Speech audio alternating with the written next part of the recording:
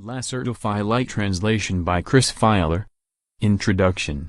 I certify that the following text is the absolute truth and no work of fiction.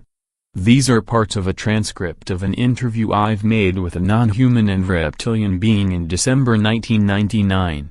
This female being was already in contact with a friend of mine, whose name is given only with the abbreviation EF in the text, since some months.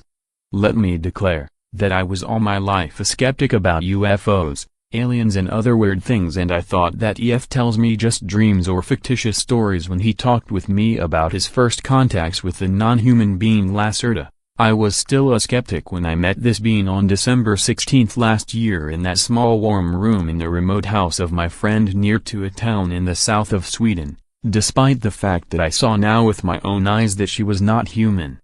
She has told and shown me so many unbelievable things during that meeting that I can't deny the reality and the truth of her words any longer. This is not another of that wrong UFO papers which claim to tell the truth but tell in fact just fiction. I am convinced that this transcript contains the only truth and therefore you should read it. I had talked with her for over 3 hours, so the following transcript shows you only shortened parts of the interview, because she asked me after the interview not to publish everything she had told me already now.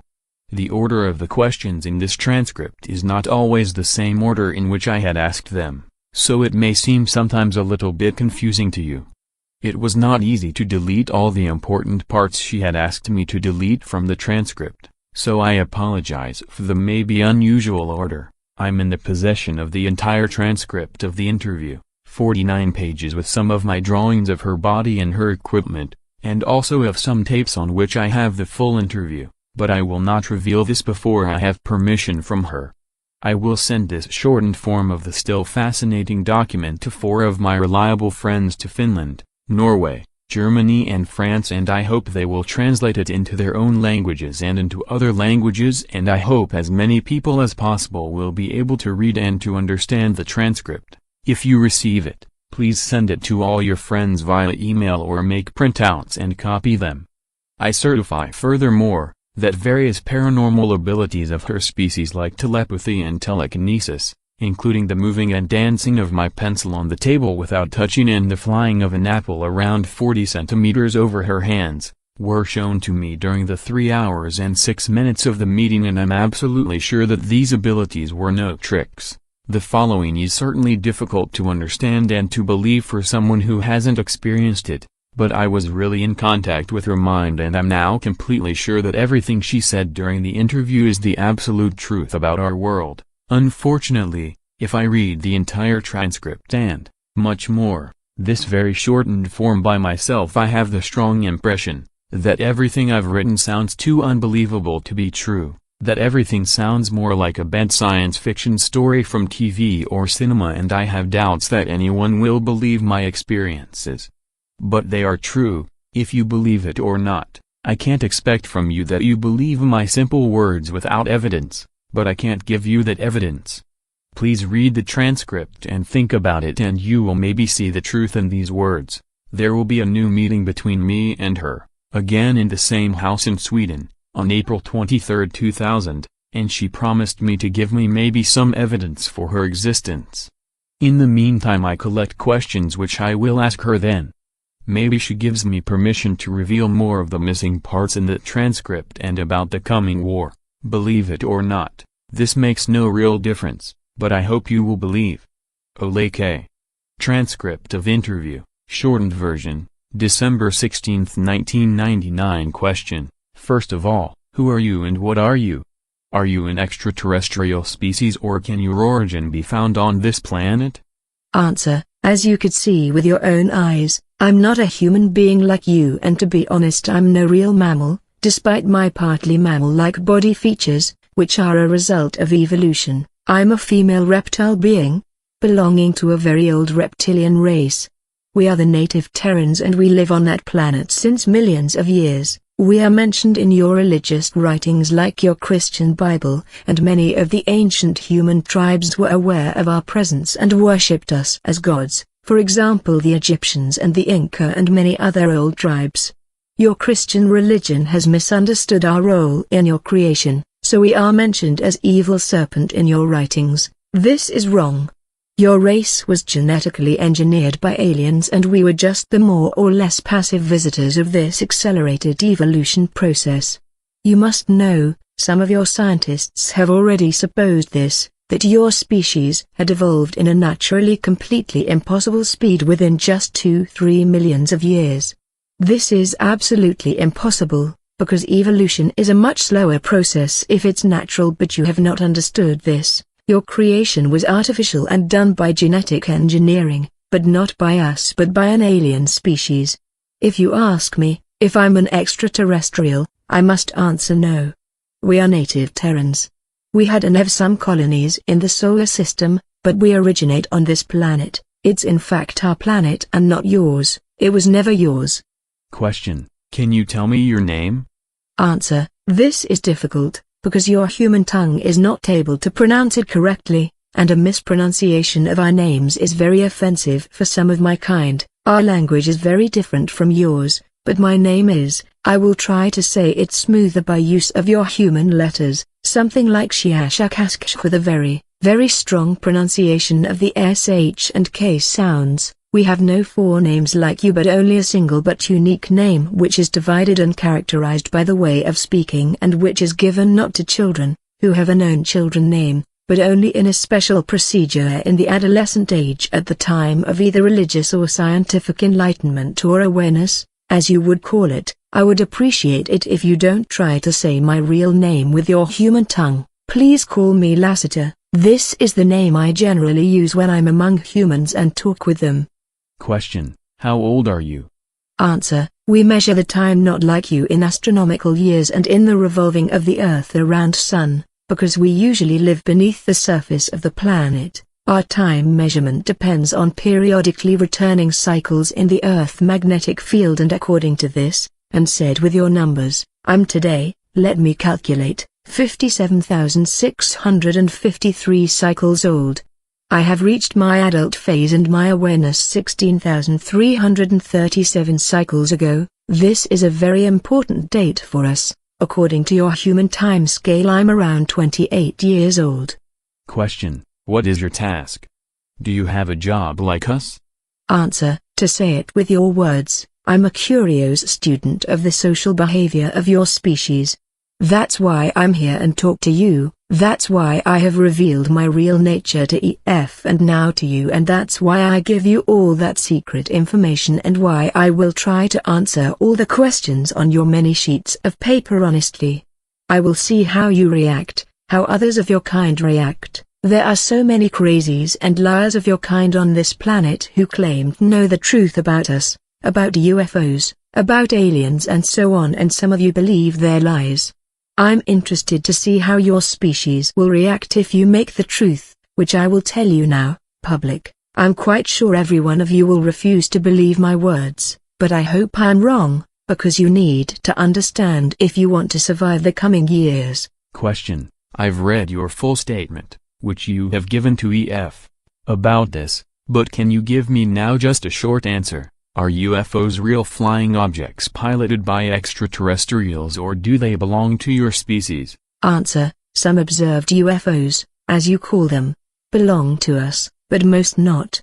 Most of the mysterious flying objects in the sky are not technological devices but mainly misinterpretations of natural phenomena your scientists have not understood, like spontaneous plasma flares in the high atmosphere. Nevertheless, some UFOs are real craft belonging either to your own species, especially to your military, or to other alien species, or at last to us, but a minority of sighted craft belongs really to us, because we are generally very careful with our movements in the atmosphere and we have special ways to hide our ships. If you read a report about a sighting of a metallic bright gray cigar-shaped cylindrical object with a length of, there are different types, let me say between 20 and 260 of your meters, and if this object had made a very deep humming sound, and if there were 5 bright red lights on the metallic surface of the cigar, one at the top, one in the middle, 2 at the end, then it's likely that some one of you have seen one of our ships, and this means that it was either partly defect or that someone of us was not careful enough,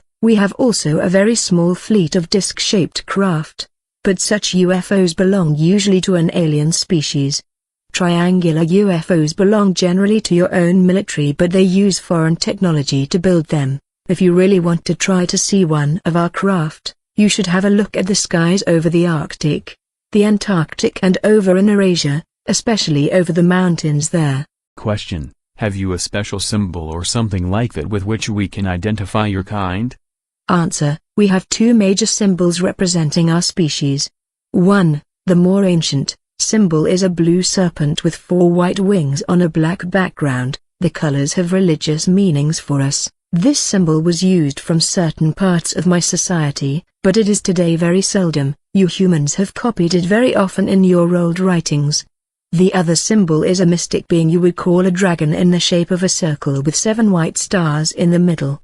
This symbol is much more common today. If you see one of that symbols on a cylindrical craft I've described in my previous answer or on some underground installation, this thing or place belongs definitely to us, and I would advise you to go away from there as soon as possible. Question: the 7 stars in the second symbol you've mentioned, do they mean the Pleiades? Answer: Pleiades? No. Actually, the 7 stars are planets and moons, and they are a symbol for our former 7 colonies in the solar system. The stars are shown in front of a blue background, and the dragon circle means the shape of Earth. The 7 white stars mean Moon, Mars, Venus, and 4 moons of Jupiter and Saturn. We had colonized in the past. 2 colonies are no longer in use and abandoned, so 5 stars would be more correct. Question: as you have not allowed me to make photos, what would be very useful to prove your real existence and the truth of this story? Can you describe yourself detailed? Answer: I know that it would be helpful to prove the authenticity of this interview if you can make some photos from me. Otherwise, you humans are very skeptic. That's good for us and for the real alien species acting secretly on this planet, so even if you had such photos, many of your kind would say that they are fraud, that I'm just a masked human woman or something like that. That would be very offensive for me. You must understand that I can't give you permission to make photos of me or of my equipment. This have various reasons, which I want not to discuss with you further, but one of the reasons is the keeping up of the secrecy of our existence. Another reason is more religious.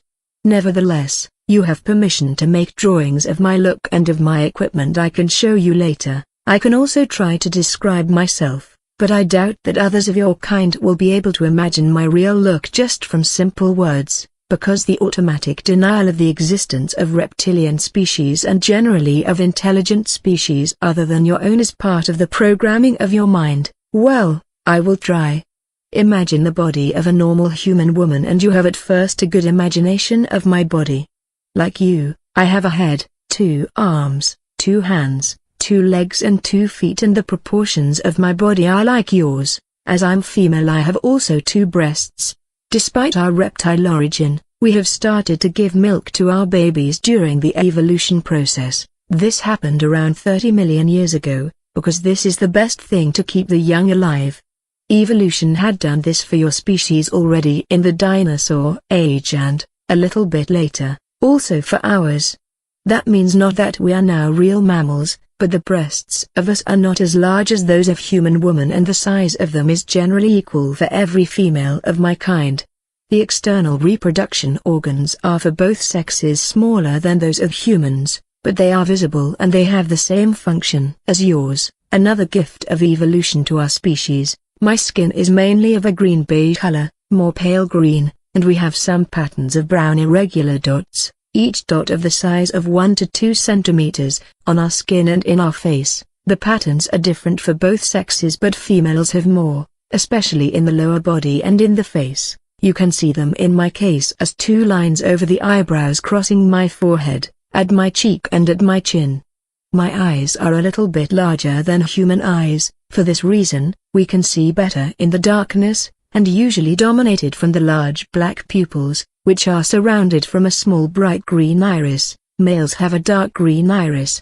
The pupil is slit and can change its size from a small black line to a wide open egg-shaped oval. Because our retina is very light sensitive and the pupil must compare this, we have external round ears but they are smaller and not so curved as yours, but we can hear better because our ears are more sensitive for sonic. We can also hear a wider range of sonic. There's a muscle or lid over the ears which can completely close them, for example underwater. Our nose is more pointed and there is a V-shaped curving between the nostrils, which enabled the ancestors to see temperature. We have lost most of this ability, but we can still feel temperature much better with this organ. Our lips are shaped like yours, those of females a little bit larger than those of males, but of a pale brown color, and our teeth are very white and strong and a little bit longer and sharper than your soft mammal teeth. We have no different hair colors like you, but there is a tradition to color the hairs in different ages, and the original color is, like mine, a greenish brown. Our hairs are thicker and stronger than yours and they grow very slow. In addition, the head is the only part of our body where we have hairs. Our body, arms and legs are similar in shape and size to yours, but the color is different, green-beige, like the face, and there are scale-like structures on the upper legs, over the knee, and upper arms, over the elbow. Our 5 fingers are a little bit longer and thinner than human fingers and our skin on the palm is plain. So we have no lines like you but again a combination of a scale-like skin structure and of the brown dots. Both sexes have the dots on the palm, and we have no fingerprints like you. If you touch my skin, you will feel that it is smoother than your hairy skin. There are small sharp horns on the upside of both middle fingers. The fingernails are gray and generally longer than yours. You see that my nails are not so long and round at the top. This is because I'm female. Males have sharp pointed nails with a length of sometimes 5 or 6 of your centimeters. The following feature is very different from your body and part of our reptilian origin. If you touch the backside of my upper body you will feel a hard bony line through my clothing.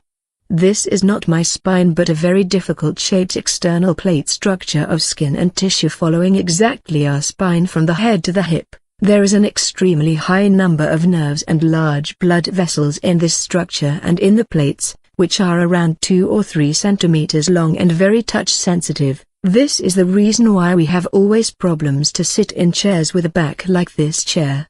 The main task of these small plates, beside a role in our sexuality, is simply the regulation of our body temperature, and if we sit in natural or artificial sunlight, these plates become more blood-filled and the vessels become wider and the sun is able to heat up our reptoid blood, which circulates through the body and through the plates, for many degrees, and that gives us a great pleasure. What else is different from your kind? Oh, we have no navel, because we were born in a different way to your mammal birth. The other exterior differences from your kind are minor and I think I must not mention all now, because most of them are not visible if we wear clothing. I hope the description of my body was detailed enough. I would advise you to make some drawings. Question: what kind of clothing do you generally wear? I suppose this is not the way you dress normally. Answer: no, I wear this human everyday clothing only when I'm among humans. To be honest, it's not very comfortable for me to wear such tight things and it is always a very unusual feeling. If we are in our own home, this means in our subterranean home, or in our large artificial sun areas, and if we are together with others near to our own name, we are usually naked. Is this shocking for you? When we are in the public and together with many others of my species we wear very wide and soft clothing made of thin, light stuff. I have told you that many parts of our bodies are very touch sensitive, mostly the small back plates, so we can't feel comfortable in tight clothing because it can hurt us. Man and woman wear often the same kind of clothing, but the colors are different for the sexes. Question: you said others near to your own name. Do you mean your family? Answer: no, not really. You would call it family, but with this word you mean only those of your kind which belong genetically together like father or mother and child. As I have said earlier, we have a very difficult and unique name. Part of the pronunciation of that name is absolute unique and there is no other being with the same name, but part of this name, the middle part, is pronounced in a way that told the others to which family I must use the word, because you haven't the right one in your vocabulary. You belong, This means not that all in that group are genetically related to you, because these groups are usually very large and contain between 40 and 70 of us. This group includes generally your genetic relations, except one of them had decided to left this group, and your connection with father and mother is often the strongest.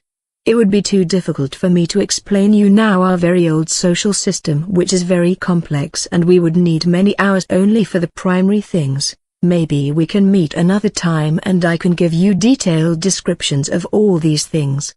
Question: Have you a tail like normal reptiles? Answer: Do you see one? No, we have no visible tail. If you look at our skeleton, there is only a small rounded bone at the end of our spine behind the pelvis. This is a useless rudiment of the tail of our ancestors, but it is not visible from the outside. Oh, our embryos have tails during the first months of development, but these tails disappear before they were born. A tail makes only sense for a primitive species which tries to walk on two legs and must hold the balance with the tail, but our skeleton had changed during evolution and our spine is nearly in the same shape as yours, so we need no tail to stay on 2 feet. Question: You said that you were born in a different way to us. Do you lay eggs? Answer: Yes, but not like your birds or primitive reptiles. Actually, the embryo grows in a protein liquid inside the mother's womb, but there is also an egg-shaped but very thin chalk hull around it, that fills the whole womb. The embryo inside this hull is completely autarky from the mother's body and it has every substance it needs to develop inside this chalk hull. There is also a cord like your navel cord which is connected to a point hidden behind the back plates. When the baby is going to be born, the whole egg is pressed through the vagina covered in a slimy protein substance and the baby came out of this soft egg after some minutes. These 2 horns on our middle fingers were instinctively used from babies to break through the chalk hull to take their first breath. Our young are not so large as your babies when they were born. They are between 30 and 35 of your centimeters tall. The egg is around 40 centimeters tall. This is because our vagina is smaller than a human one, but we grow to a normal size of 1,60 to 1,80 meters. Question: What about your body temperature? You said that you enjoy to lay in the sun. What effect has this to your organism? Answer: We are no mammals and as reptiles our body temperature depends on the temperature of our surrounding. If you touch my hand you will maybe feel that it is colder than yours, because our normal body temperature is around 30 to 33 degrees Celsius. If we sit in the sun, especially naked and with our row of small back plates in the sun, our body temperature can rise for 8 or 9 degrees within minutes. This rise causes a production of many enzymes and hormones in our body. Our heart and brain and every organ becomes more active and we feel then very, very good. You humans only enjoy being in the sun, but for us it is the greatest pleasure you can imagine. Maybe like your sexual excitement, we also enjoy swimming in very warm water or other liquids to rise our body temperature. If we are for some hours in the shadow, our temperature goes back to 30 to 33 degrees. This can cause no harm to us, but we feel much better in the sun. We have artificial sun rooms in the underground, but this is not the same for us like the real sun. Question: What do you eat? Answer: Generally various things like you, flesh, fruit, vegetables, special kinds of fungus, from subterranean farms, and other things. We can also eat and digest some substances which are poisonous for you. The main difference between you and us is that we must eat flesh, because our body needs the proteins. We can't live completely vegetarian like your kind because our digestion would stop working and we would die after some weeks or maybe months without flesh. Many of us eat raw flesh or other things which would be disgusting for you. Personally, I prefer cooked flesh and surface fruits like apples or oranges. Question: Can you tell me something about the natural history and evolution of your species? How old is your species? Have you evolved from primitive reptiles as mankind has evolved from apes? Answer: Oh, this is a very long and complex story and it sounds certainly unbelievable to you, but it's the truth. I will try to explain it in short. Around 65 million years ago, many of our unadvanced ancestors from the dinosaur race died in a great global cataclysm. The reason for this destruction was not a natural disaster, an asteroid impact as your scientists believe falsely, but a war between two enemy alien groups that took mainly place in the orbit and high atmosphere of your planet. According to our limited knowledge about the early days, this global war was the first alien war on planet Earth, but it was definitely not the last, and a future war is coming soon, while a Cold War, as you call it, between alien groups is ongoing since the last 73 years on your planet. The opponents in this 65-million-year-old war were two advanced alien species, whose both names are again not pronounceable for your tongues. I'm able to say them, but it would hurt your ear if I tell you the names in their original way. One race was humanoid like your species, but much older, and was from this universe, from a solar system in the star constellation you call Procyon today in your maps. The other species, about which we know not so much, was a reptilian species, but they have nothing to do with our own species, because we have evolved from local saurians without exterior influence, except the successful manipulation of our own genes by us. More about that later. The advanced reptilian species came not from this universe but from well, how should I explain it to you? Your scientists have not really understood the true nature of the universe, because your illogical mind is not able to see the easiest things and relies on wrong mathematics and numbers. This is part of the genetic programming of your kind, to which I will come later.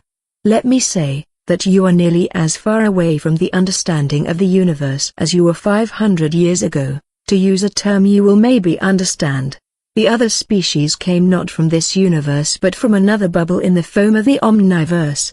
You would call it maybe another dimension, but this is not the right word to describe it correctly. By the way, the term dimension is generally wrong in the way you understand it. The fact you should remember is that advanced species are able to walk between bubbles by use of, as you would call it, quantum technology, and sometimes in special ways only by use of their mind. My own species had also advanced mental abilities in comparison to your species, but we are not able to do the matter string/bubble changing without technology, but other species active on this planet are able, and this looks to you like magic as it had to your ancestors. Back to our own history, the first species, the humanoids, had reached Earth around 150 years before the reptilians, and they built some colonies on the former continents. There was a large colony on the continent you call Antarctica today and another one in the continent you call Asia today. These people lived together with animal-like saurians on the planet without problems. When the advanced reptilian species arrived in this system, the humanoid colonists from Procyon tried to communicate peacefully, but they were not successful and a global war started within months. You must understand that both species were interested in this young planet not for his biology and undeveloped species, but for only one reason: raw material, especially copper. To understand this reason, you must know that copper is a very important material for some advanced species, even today, because it is, together with some unstable materials, able to produce new stable elements if you induce a high electromagnetic field in the right angle with a high nuclear radiation field to produce an overcrossing of fluctuating fields. The fusion of copper with other elements in such a magnetic radiation field chamber can produce a force field of special nature that is very useful for various technological tasks. But the base for this is an extremely complex formula you are not able to discover because of the restrictions of your simple mind. Both species wanted to have the copper of planet Earth, and for this reason they fought a not very long war in space and orbit. The humanoid species seemed to be successful during the first time, but in a last battle the reptilians decided to use a mighty experimental weapon, a special kind of fusion bomb which should destroy the life forms on the planet but should not harm the valuable raw materials and the copper. The bomb was fired from space and detonated at a point of your planet you call Middle America today. As it detonated in the ocean, it produced an unpredictable fusion with hydrogen, and the effect was much stronger than the reptilians had expected. A deadly radiation, an overproduction of fusion oxygen, a fallout of different elements, and a nuclear winter for nearly 200 years were the result. Most of the humanoids were killed and the reptilians lost their interest on the planet after some years for even for us, unknown reasons, maybe because of the radiation. Planet Earth was on its own again and the animals on the surface died. By the way, one result of the fusion bomb was the fallout of different elements and the materials created in the burning process, and one of those materials was iridium. Your human scientists today see the iridium concentration in the ground as an evidence for an asteroid impact that killed the dinosaurs. That is not true, but how should you know that? Well, most of the dinosaurs died, not all in the detonation but in the bad things which came after the war, especially in the nuclear winter and in the fallout. Nearly all dinosaurs and reptilians were dead within the next 20 years. Some of them, especially those in the oceans, were able to survive for the next 200 to 300 years even in this changed world, but these species also died, because the climate had changed.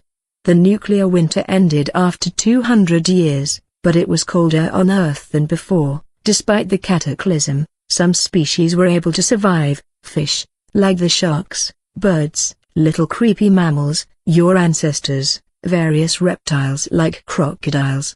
And there was a special kind of small but advanced dinosaurs which had developed together with the last large animal reptilians like the species you call Tyrannosaurus. This new reptile was walking on two legs and looked a little bit like your reconstruction of an iguanodon. It originated in this family, but it was smaller, around 1.50 meters tall, with some humanoid features, a changed bone structure, a larger skull and brain, a hand with a thumb which was able to grab things, a different organism and digestion, advanced eyes in the middle of the head like your eyes, and most important, with a new and better brain structure. This was our direct ancestor. There are theories that the radiation from the bomb took part in the mutations of the organism of this new breed, but this is not proven. Nevertheless, this little humanoid-like dinosaur evolved during the following 30 million years. As I have said earlier, a species need generally more time to evolve than you think. If the evolution is not artificially induced like in your case, from an animal to a more or less thinking being, these beings were intelligent enough not to die in the next millions of years, because they learned to change their behavior. They lived in caves instead in the cold nature, and they learned to use stones and branches as first tools and the use of fire as help to warm them, especially to warm their blood, which is very important for our kind to survive. During the next 20 million years this species was divided by nature into 27 subspecies. Unfortunately, former reptilian species were prone to divide themselves in a more or less illogical way into subspecies during the evolution process. You can clearly see this in the unnecessary high number of animal dinosaur species in earlier times, and there were many, mainly primitive, wars between this subspecies for dominance. Well, nature was not very friendly to us, and as far as we know from the 27 subspecies, 24 were extinct in primitive wars and in evolution, because their organism and mind was not developed enough to survive, and, as main reason, they were not able to change their blood temperature in the right way if the climate changed. 50 million years after the war and after the end of dinosaurs, only 3, now also technological, advanced reptilian species were remaining on this planet together with all the other lower animals. Through natural and artificial crossbreeding these 3 species were united to one reptilian species, and through the invention of genetic manipulations, we were able to eliminate the dividing prone genes in our genetic structure. According to our history and belief, this was the time when our final reptilian race, as you see me today, was created by use of genetic engineering.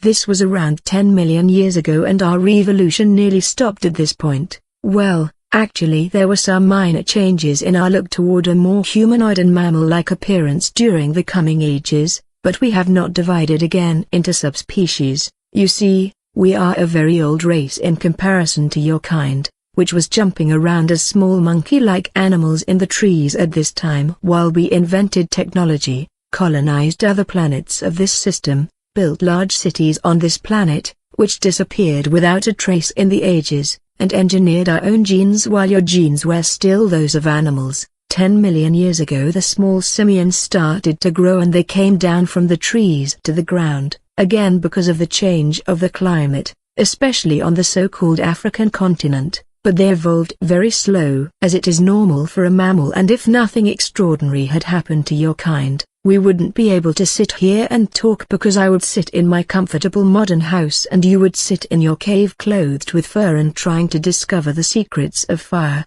or you would maybe sit in one of our zoos.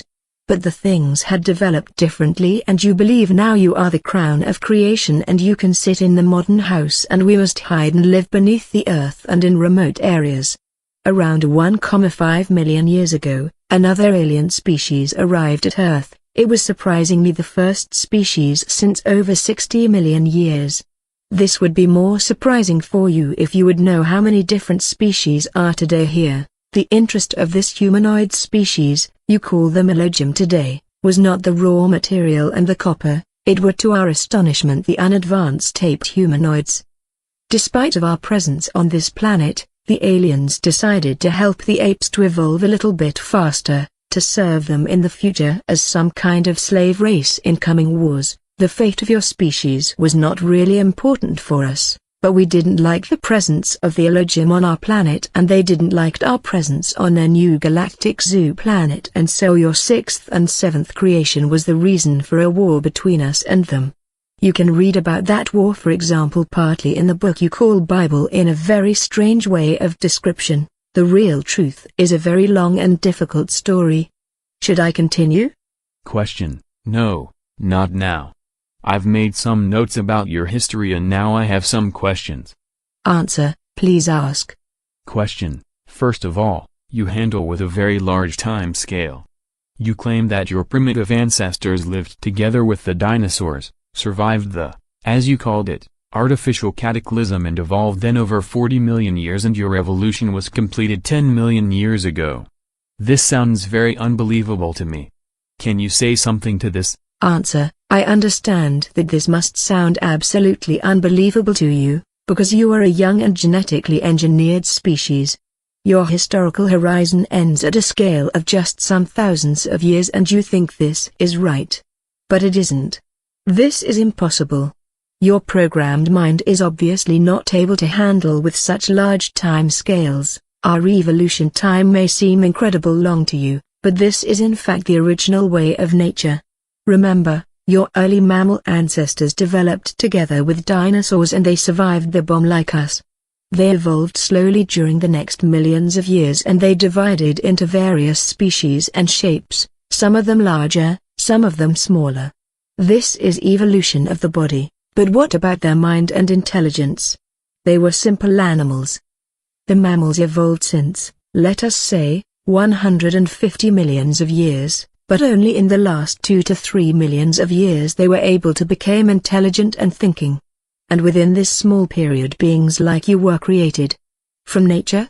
148 millions of years time for the evolution of animal-like mammals, 2 millions of years time for the development of, more or less, intelligent beings like you? Ask yourself, do you really think this accelerated evolution is natural? Then your species is more ignorant than I've thought. We have not evolved wrong but you. Question: I understand. But I have another question. You've mentioned many facts about the ancient war between the aliens 65 million years ago. This happened very long before your kind became really intelligent, as far as I have understood you. Why do you know so many things about that first war and about the evolution of your species? Answer: this is a good question, much better than the previous, and I have not explained it properly to you. Our knowledge about the First War comes completely from an ancient artifact, which was found around 16,000 years ago from our archaeologists on the continent you call North America today. They found there a round plate with a diameter of approximately 47 of your centimeters. The plate was made of an even for us unknown magnetic material, and inside the plate there was another smaller crystal plate which contained an enormous amount of information coded in the molecular structure of the crystal. This memory plate was manufactured from the last bomb survivors of human race from Procyon already 65 million years ago, but it was completely intact when we found it. Our scientists were able to encode the messages and data, and so we heard the first time about the events which took place in the distant past and which led to the extinction of the dinosaurs. The plate contained detailed descriptions of both species, but more about the humanoids, and about the events and weapons, including the fusion bomb. It contained also a description of the animals and saurians on Earth, including our pre-intelligent ancestor species. The rest of our knowledge about our evolution comes from skeletons and from the back reading and encoding of our DNA. You see, we know the real truth about our roots since 16,000 years. Before that time, there was a more religious idea of our creation. Question: what have happened with both alien species? Answer: we don't know exactly. The surviving humanoids on Earth obviously died in the years after the bomb, and others of their kind and the reptilians never came back to Earth, as far as we know. Concerning the reptilian aliens, there is a possibility that it was physically impossible for them to return, because the matter between bubbles is sometimes in rapid movement. The current theory is that both species had ceased to exist during the millions of years. Question: you've mentioned skeletons of your kind. How can it be that human scientists haven't found any trace of you and your ancestors if you really lived for such a long time on this planet? We have found many skeletons of primitive dinosaurs, but none of an advanced reptilian being with a larger skull and brain and a hand with a thumb as you have described it before. Answer: yes, you have. But your great scientists were not able to reconstruct the skeletons completely, because they wanted to reconstruct reptilian animals, not intelligent beings. You would laugh if you would know how many of the, especially small, saurian skeletons in your museums are totally wrong constructions of never-existing beings, because you used many bones which didn't really belong together, and sometimes you made artificial bones if something was missing you needed to construct an animal saurian. Many of your scientists are aware of this problem, but they don't make it public, because they can't explain it, and they claim that the right bones were just missing and their reconstruction is right. Many bones of us were used for iguanodon reconstructions, for example the hands with the visible thumb. Look at an iguanodon in a museum and you will see that I'm right. A scientist in the country you call United States had built a nearly correct skeleton of our kind some years ago, but the local government, which is partly aware of our existence, confiscated the reconstruction. As we live today, and since thousands of years, nearly completely beneath the earth, you will not find any cadavers or skeletons of us. Question: you speak sometimes about underground cities and artificial sunlight. Do you mean something like a hollow earth with this? Is there a second sun inside our planet? Answer: no, Earth is not really completely hollow and there is no second sun inside. This story is ridiculous and physically not possible. Even your species should be intelligent enough not to believe this. Do you know how much mass a sun must have to produce energy and light for a longer time by fusion? Do you really think that there could be a small active sun inside the planet? When I talk about our subterranean home, I talk about large cave systems. The caves you have discovered near to the surface are tiny in comparison to real caves and huge caverns deeper in the earth, in a depth of 2,000 to 8,000 of your meters, but connected with many hidden tunnels to the surface or to surface near caves, and we live in large and advanced cities and colonies inside such caves. Major sites of us are beyond the Arctic, the Antarctic, Inner Asia, North America and Australia. If I talk about artificial sunlight in our cities, I don't mean a real sun but various technological sources of light, including gravitational sources, which illuminates the caverns and tunnels. There are special cave areas and tunnels with a strong UV light in every city and we use that places to heat our blood. Furthermore, we have also some surface sun places in remote areas, especially in America and Australia. Question: where can we find such a surface near entry to your world? Answer: do you really think I will tell you their exact location?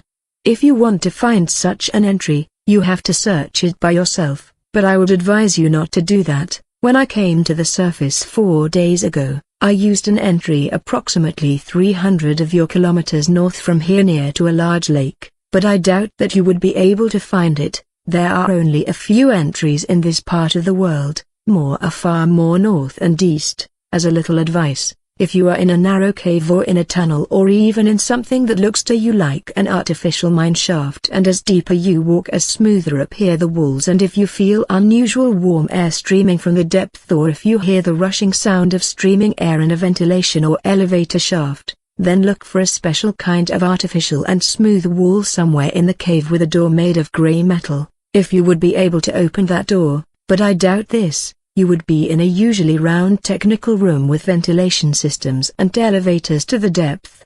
This is probably an entry to our world.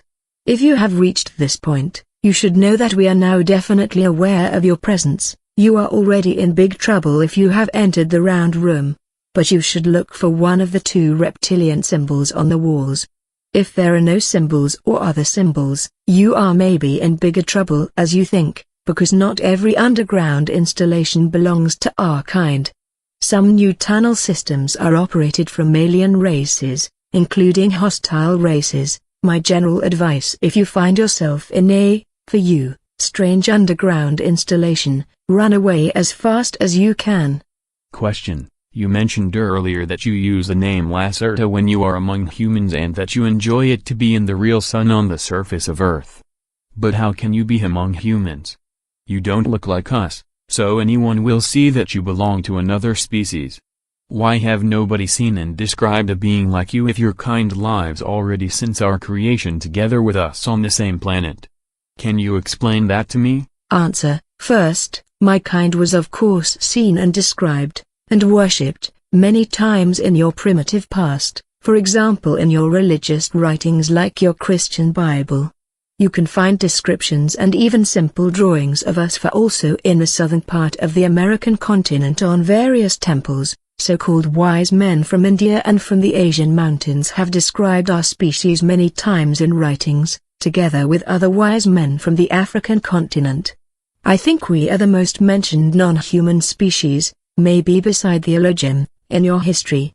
If you don't believe me, have a look at your history and you will see the truth in my words. Your great scientists called the belief in us superstition and religion, and today's intelligent humans have forgotten our presence on the surface in the past. Furthermore, our species is seen even today sometimes from human witnesses in its original shape on Earth or in our surface near entries and tunnel systems, but fortunately you and your media didn't take the reports of such crazies serious. That's good for us, and that's the reason why we allow those people to see us as we really are. Some of my species are also in direct contact with human scientists and politicians from the surface, but this is top secret as you would call it, and nobody of your public knows anything about it. The matter of these meetings is generally the upcoming war within between the alien species and our assistance in this war, but there is also another explanation, why we can walk among you and why you are not able to recognize us: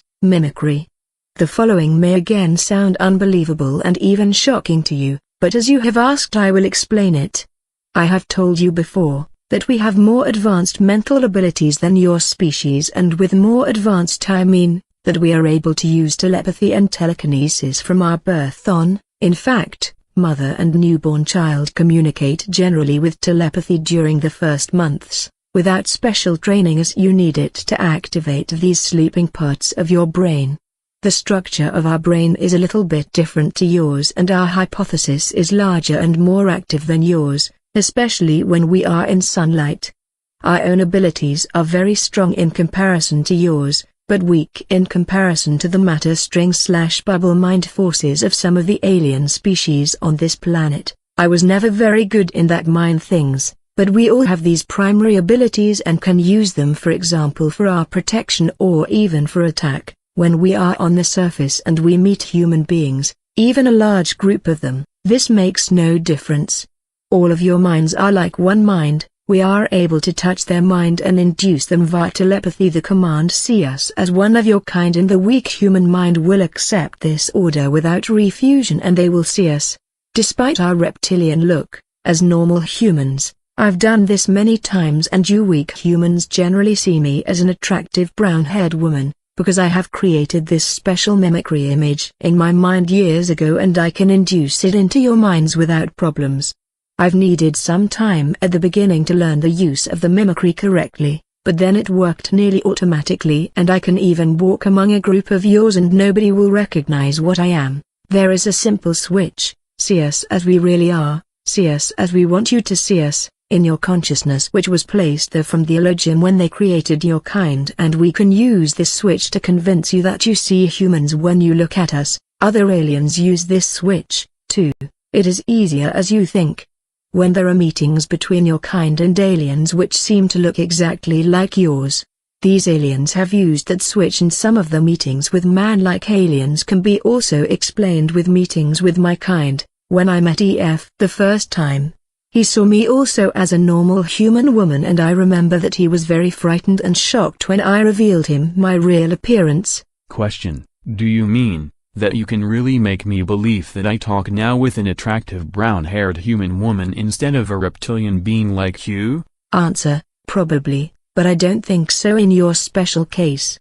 When someone expects to see a human woman instead of me, I can do it without problems with his mind, even with large groups, because nobody expects to see a reptile woman. But I have allowed your mind to see me in my original appearance from our first meeting on, and I have never induced something into your mind, so you have already realized that I'm not human.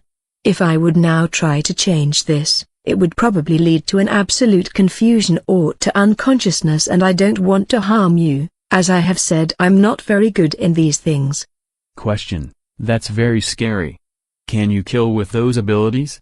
Answer: yes, but it's forbidden. This means not that it was not done in previous times. Question: have both sexes these abilities? Answer: yes. Question: what about photos? How do you appear on photos? Answer: this is a silly question.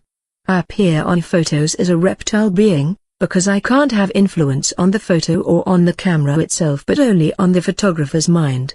If he or she would develop the film and show the photo to others, they would see me in my original shape. That's the reason why it is forbidden for our kind to be filmed or photographed, and we must avoid every camera on the surface. That is very difficult, and we were filmed sometimes in the past without our knowledge, especially from certain of your governments and secret agencies. Question: what other commands can your kind induce into our minds? Something like serve us or obey? Answer: this is again a strange question. We are not your enemy, most of us not, so why should we do this? To answer your question, it depends on the strength of the human mind and on the strength of the sending reptilian. There is no serve us or serve me switch in your mind, so such a command is much more difficult to induce. If the human mind and consciousness is weak and the reptilian inducer is experienced in these things and was some hours in the sun before he or she tries to do it, then it could probably work for a certain time. There are secret teachings about such things, but I've never learned anything about it. I use my primary abilities for mimicry and for communication with my own kind, and sometimes for other private things, but I've never used it to harm humans or their mind. I would appreciate it if we can end with this topic here. Question: a last question. You said earlier that you can hide your UFOs? Do you use the same abilities to do this? Answer: yes, but on a technical base. There is a powerful device inside each craft which is able to send an artificial signal to your minds to convince you that you see either nothing but only the sky, or that you see normal aircraft like planes instead of our ships. This isn't used very often, because we avoid human public when we move and the atmosphere.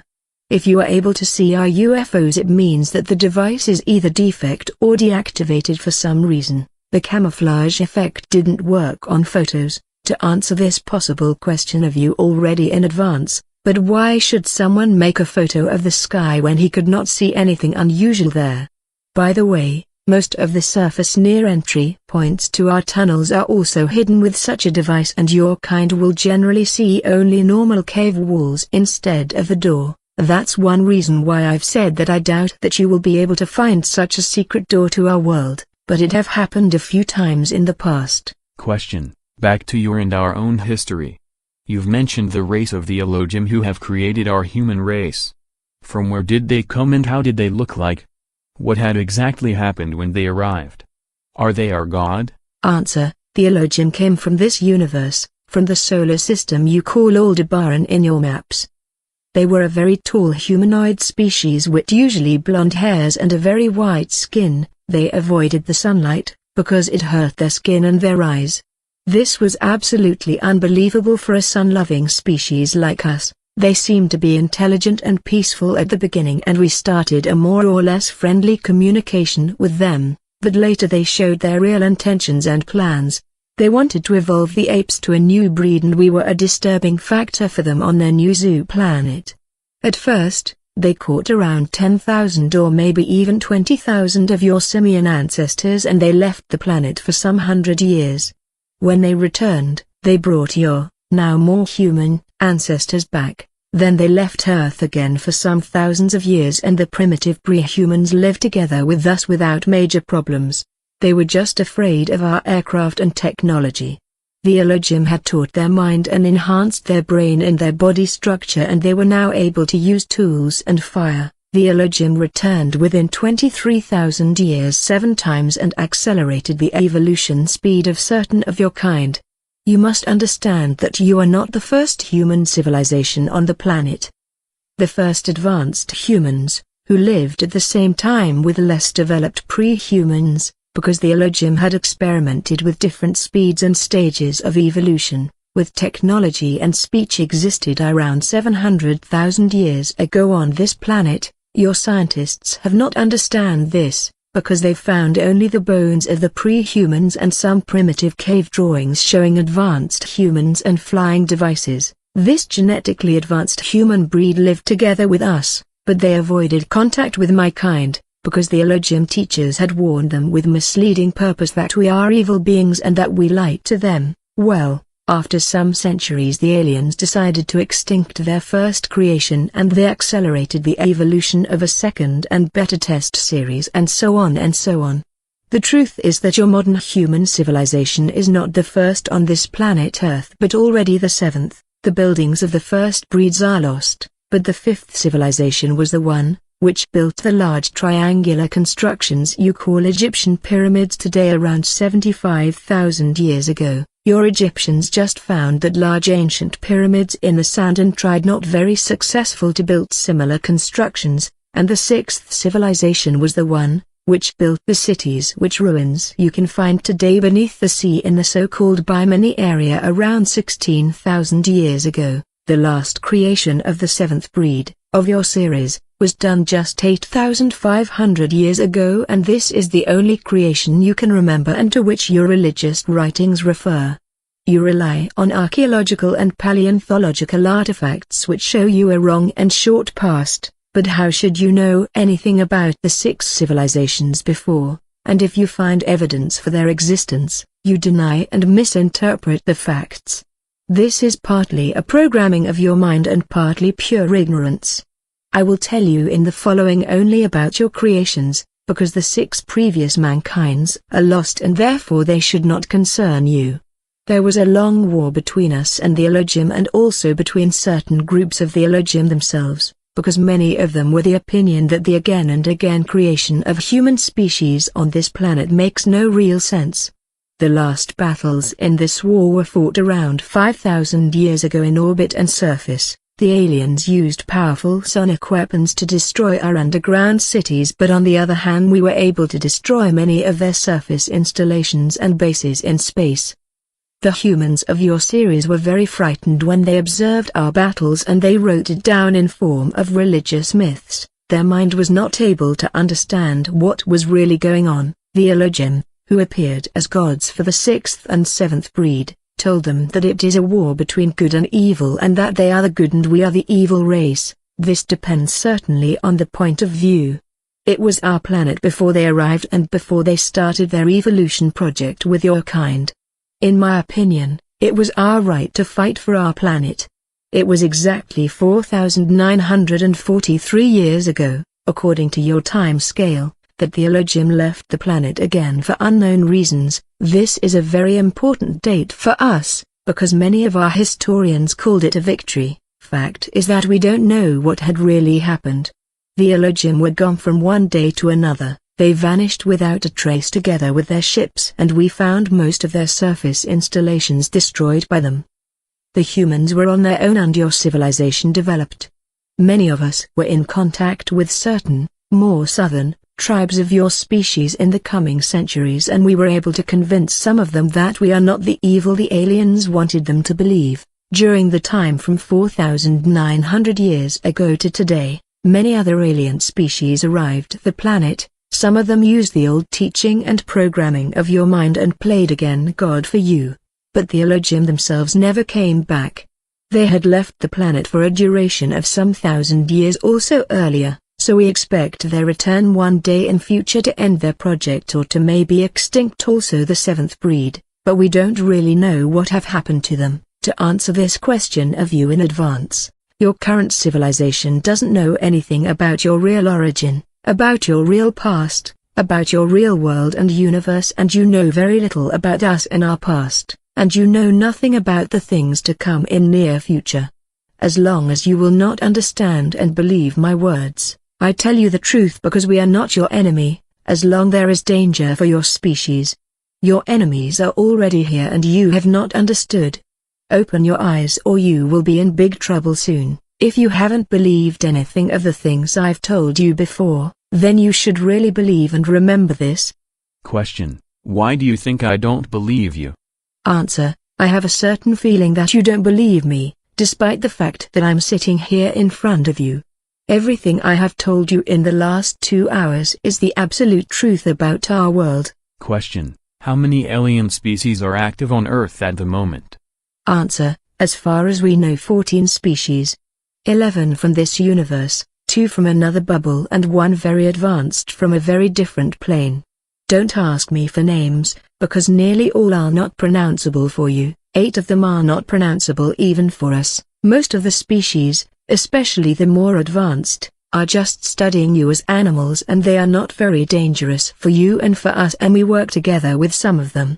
But 3 species are hostile, including the one which was in contact with some of your governments and exchanged their technology for copper and other important things, and which had betrayed your kind. There was and is a cold war between 2 of these hostile races during the last 73 years, and the third species seemed to be the winner in this useless struggle. We expect a more hot war between them and you in the near future, I would say in the next 10 or 20 years, and we are worried about that development. In the last time, there were some rumors about a new, 15th species which had arrived on Earth just 3 or 4 years ago, but we don't know anything about their intentions and we were not in contact with them till now. Maybe the rumors are wrong. Question: what do the hostile alien races want?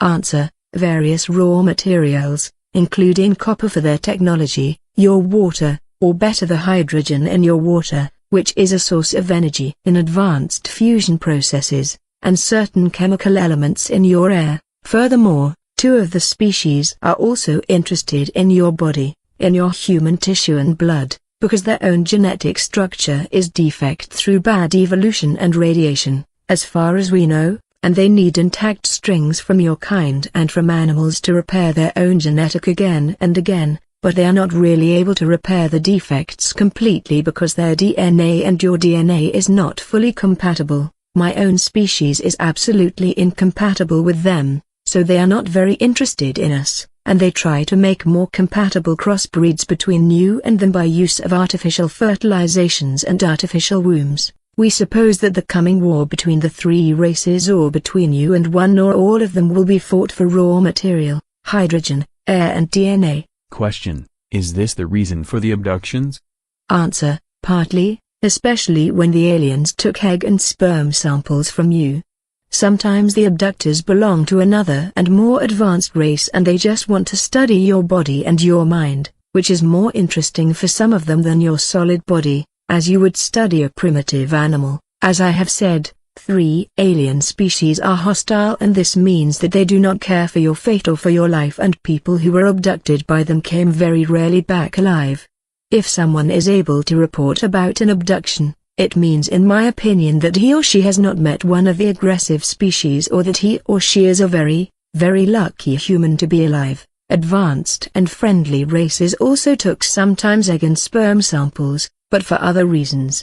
Question: You've said there are only 14 species active on Earth. But why describe people who saw alien beings, so many different and bizarre types of them? Answer: I think I have already answered to this question. As I have said, most of the alien races have much more advanced mind abilities than you or even me. There is just one alien race completely without such abilities. They are able to appear in your mind and memory as whatever they want, and this induced image has nothing to do with their real appearance. You remember them as normal humans or grey dwarfs or even extremely bizarre animals because they want you to remember that, or sometimes they want you to completely forget anything about a meeting with them. Another example: you can for example remember that you were just in a normal of your human hospitals and that some doctors were examining you, and you think not further about what have happened to you, maybe till you discover that there is no hospital in the street where you supposed it, but in fact you were examined by them in one of their laboratories. You can't rely on your mind in this case. They appear in different shapes to you to confuse you and to make so-called abduction witnesses who are able to remember the events, or who believe they are able to remember, ridiculous in the public, and as far as we know, they are successful. Believe me, there are only 14 alien species on this planet and only 8 of them abduct humans at the moment, again as far as we know. In addition, not every one of your abductees is one, and some of the aliens in their reports are really just imagination or lies. Question: How can we protect us against this influence on our mind? Answer: I don't know. I doubt you can, because your mind is like an open book to read and write for nearly every species I know. This is partly the guilty of the Elohim themselves, because they had constructed, or better misconstructed, partly intentionally, your mind and your consciousness without real protection mechanisms. If you are aware that someone tries to manipulate your mind, you can only concentrate on that suspicion and try to analyze every one of your thoughts and memories. Very important, don't close your eyes. This would lead to a different form of brain waves which are more easy to access. And don't sit or lay down to rest. If you stay awake during the first minutes, you can maybe try to filter the other thoughts and waves in your brain, and the inducer will give up after some minutes if he or she is not successful, because it will start to hurt his or her own brain. This is very difficult and certainly painful, and it can harm you. So better don't try to resist, but it would be the only possibility you have. However, you can try this only with a more weaker species, not with the strong. Question: What do you mean with one species comes from a very different plane?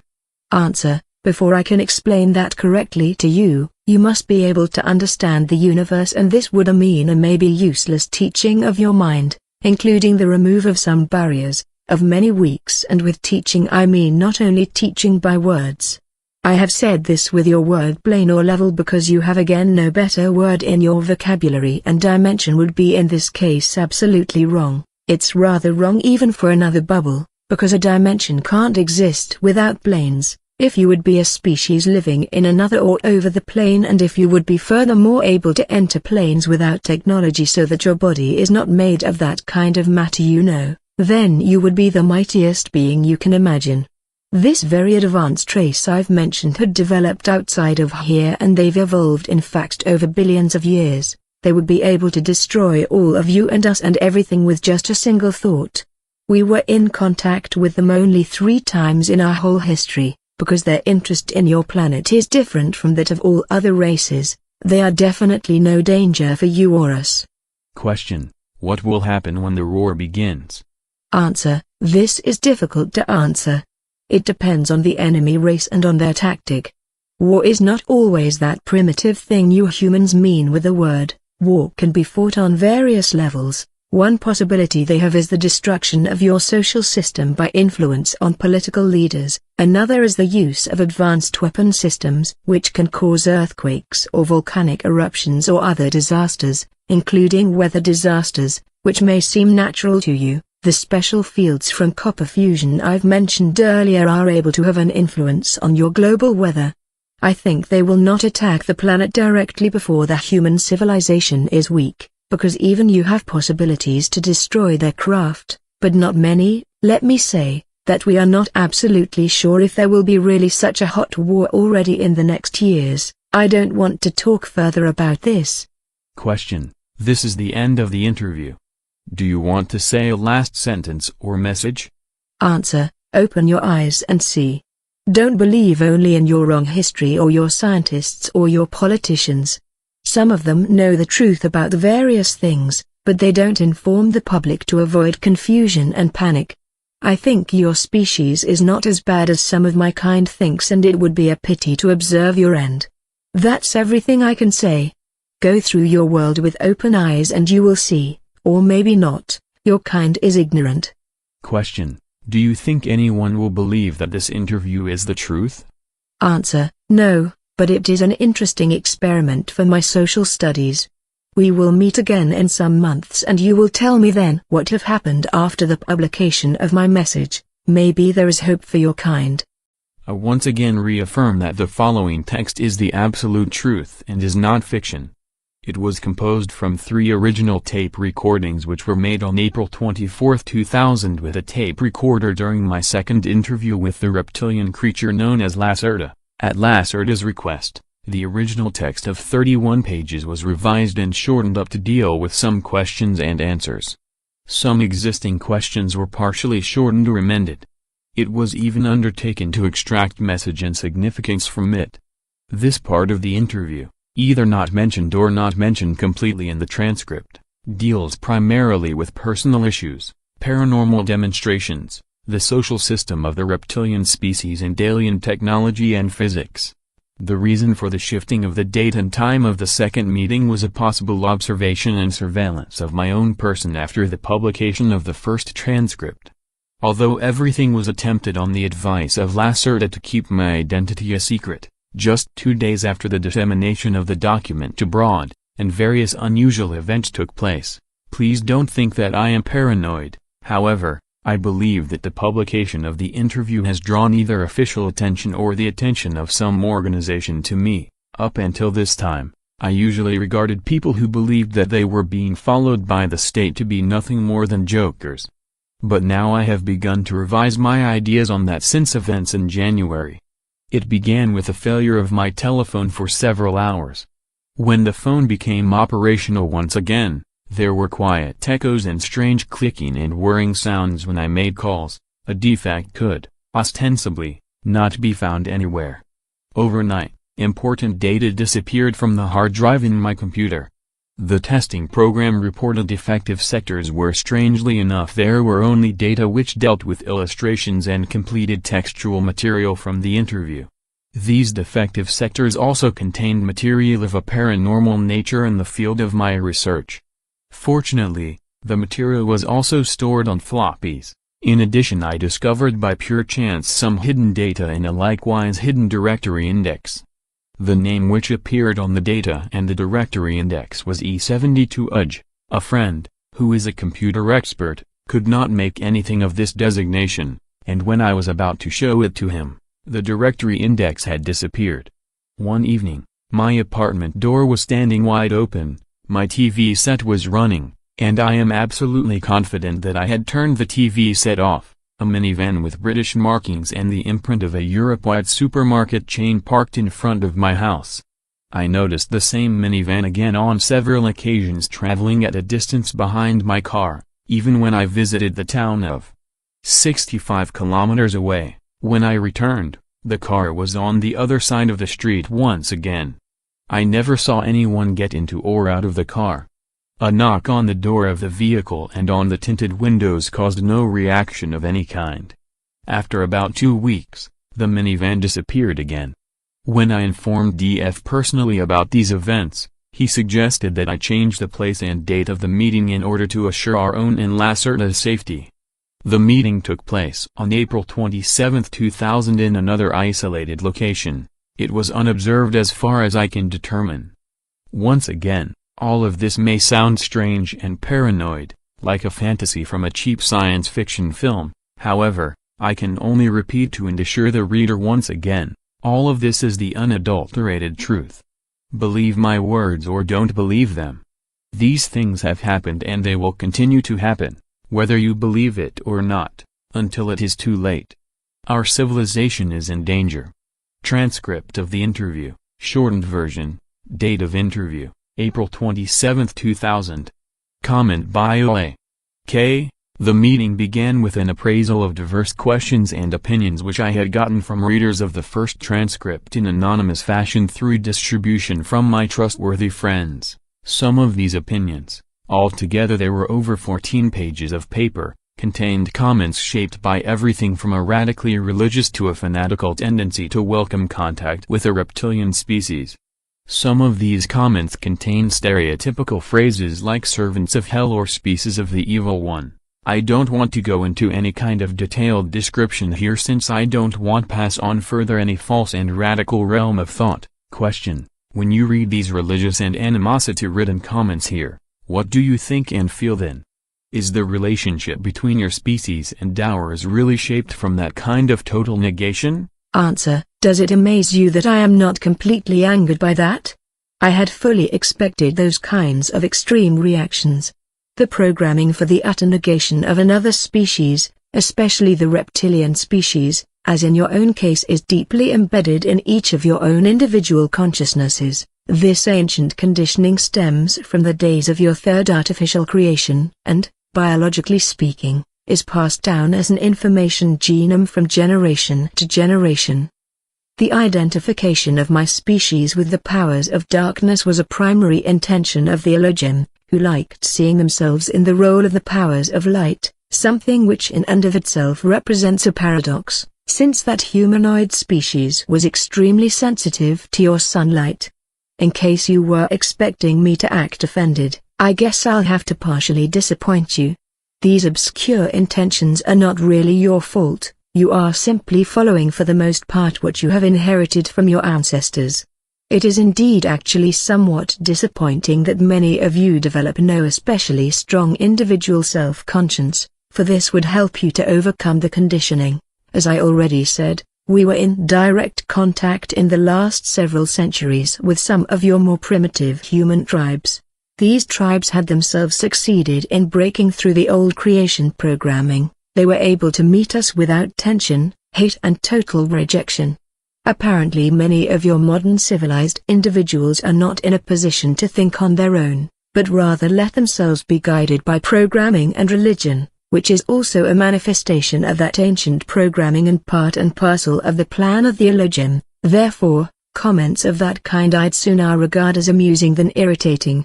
They simply confirm in large measure for me my suppositions about your defined mode of thinking. Question: therefore, you are not the species of the evil one as was remarked earlier? Answer: how am I supposed to answer that? Your people still think according to a simple and completely inappropriate scheme of generalizations.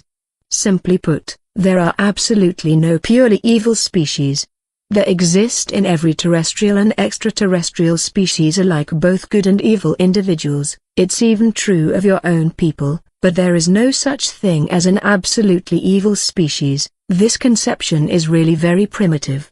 You people have believed from time immemorial what you are supposed to believe, what was foreseen for you to believe by your creators. Every well-known species, even the more highly developed ones, consists of a great number of individual consciousnesses. At least a portion of the consciousness is individual, even though there are connecting fields of consciousness. These self-sufficient spirits are able to decide freely for themselves a lifestyle which is either good or evil, according to your own human standards. It depends again on the respective point of view. Your people are not necessarily in a position to judge whether the deeds of a much more highly developed species are good or evil, because you stand at a lower observation point, from which an assessment is not possible. Your simple words good and evil are in any case examples of a tendency towards generalization. In my language there are many concepts for the various shades of meaning of individual behaviors in comparison to the norms of a society. Even those extraterrestrial species which are inclined to act with antagonism towards you are not species of the evil one, even though they operate negatively with respect to your own race. They do this for their own reasons and do not regard themselves as evil. Were your structured way of thinking more linear and more focused as theirs is, then you would also behave in such a fashion.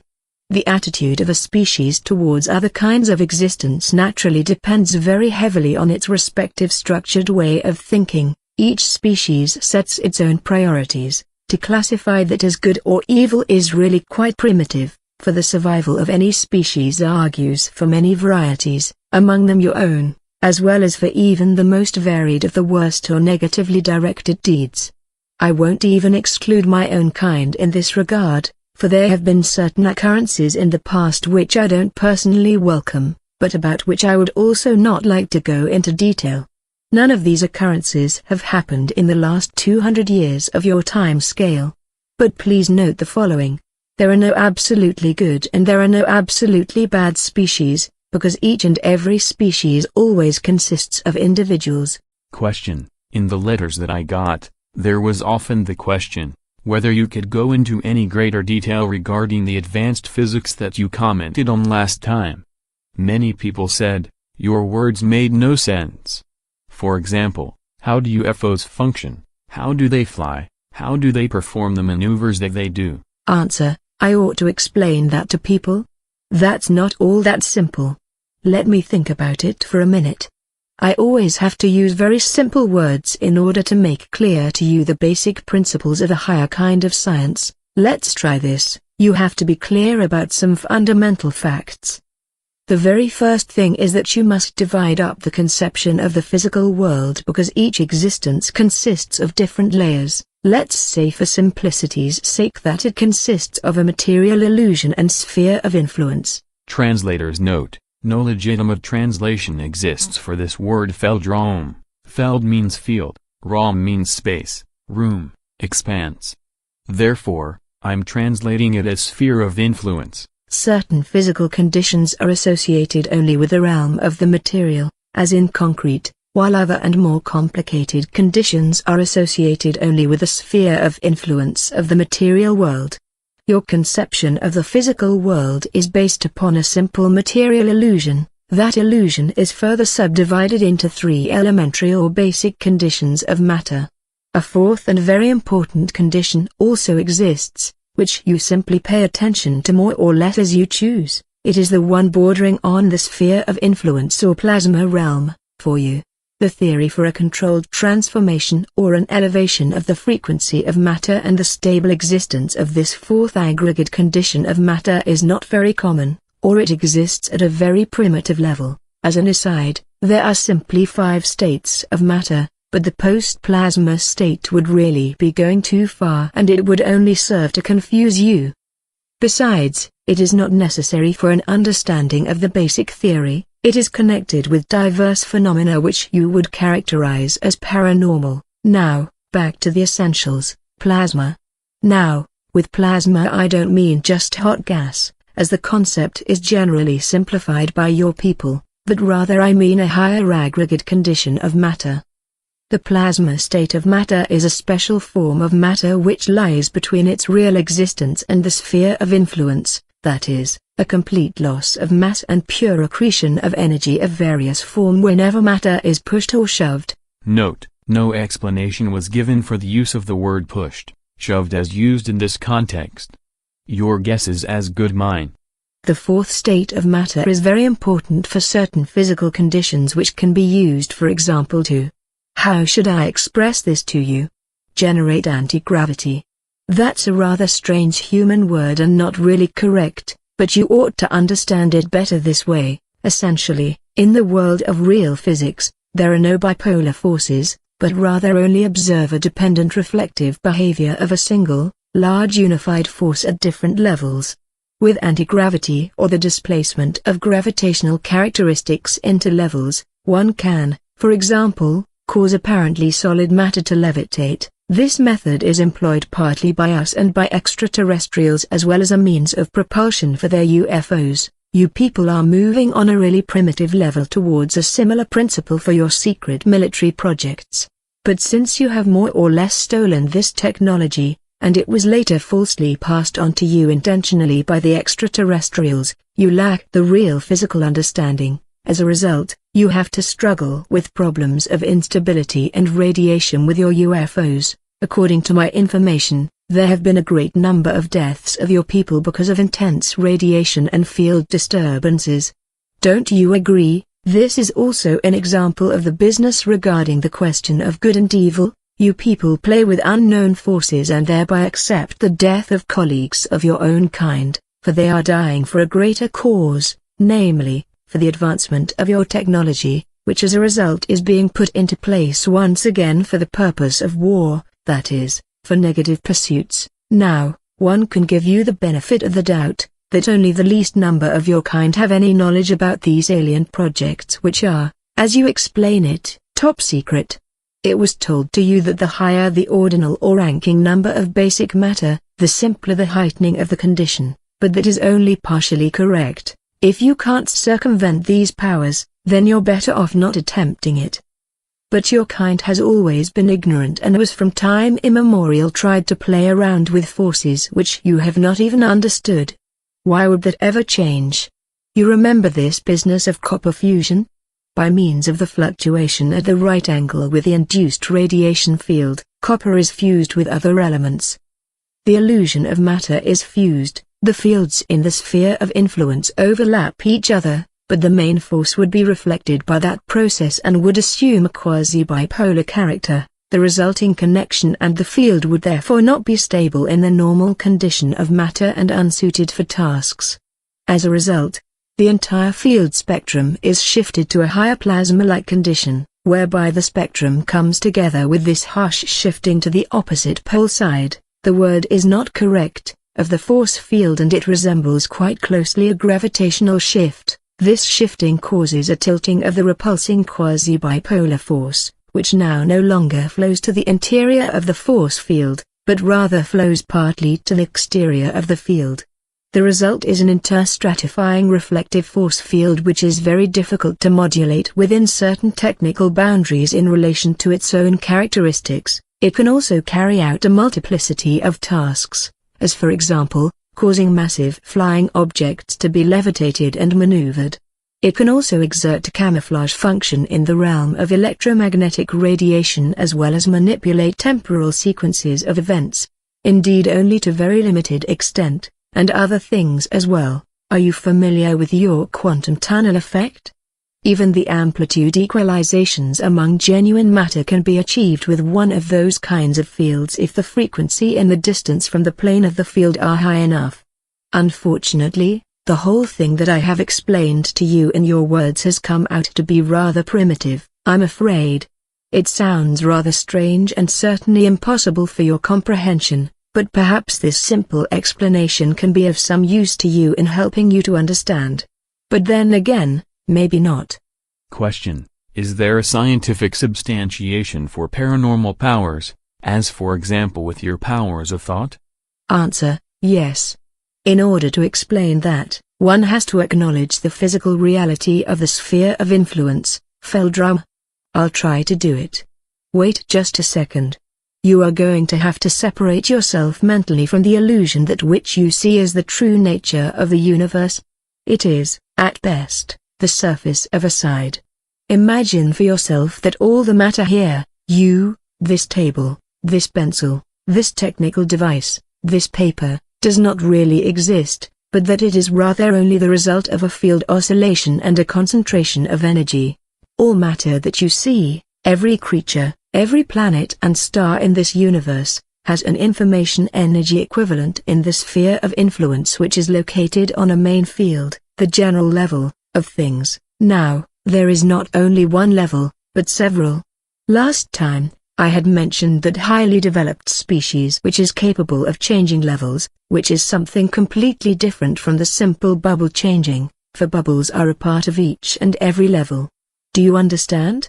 Dimensions, as you call them, are a part of a solitary bubble, bubbles or universal foam are a part of a level, and levels are layers in the sphere of influence, while the sphere of influence, acting in the capacity of single physical size, is essentially unending. It is composed of innumerable information energy layers and general levels.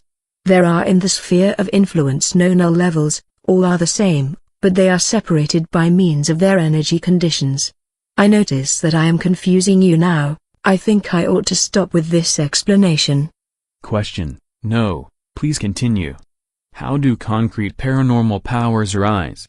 Answer: well, okay then. Let's try something simpler.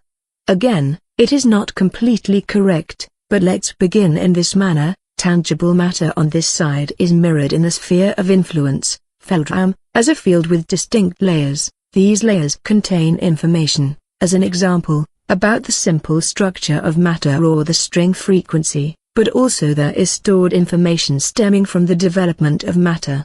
Are you familiar with the human concept of morphogenetic fields? One part of the layer could be designated as such.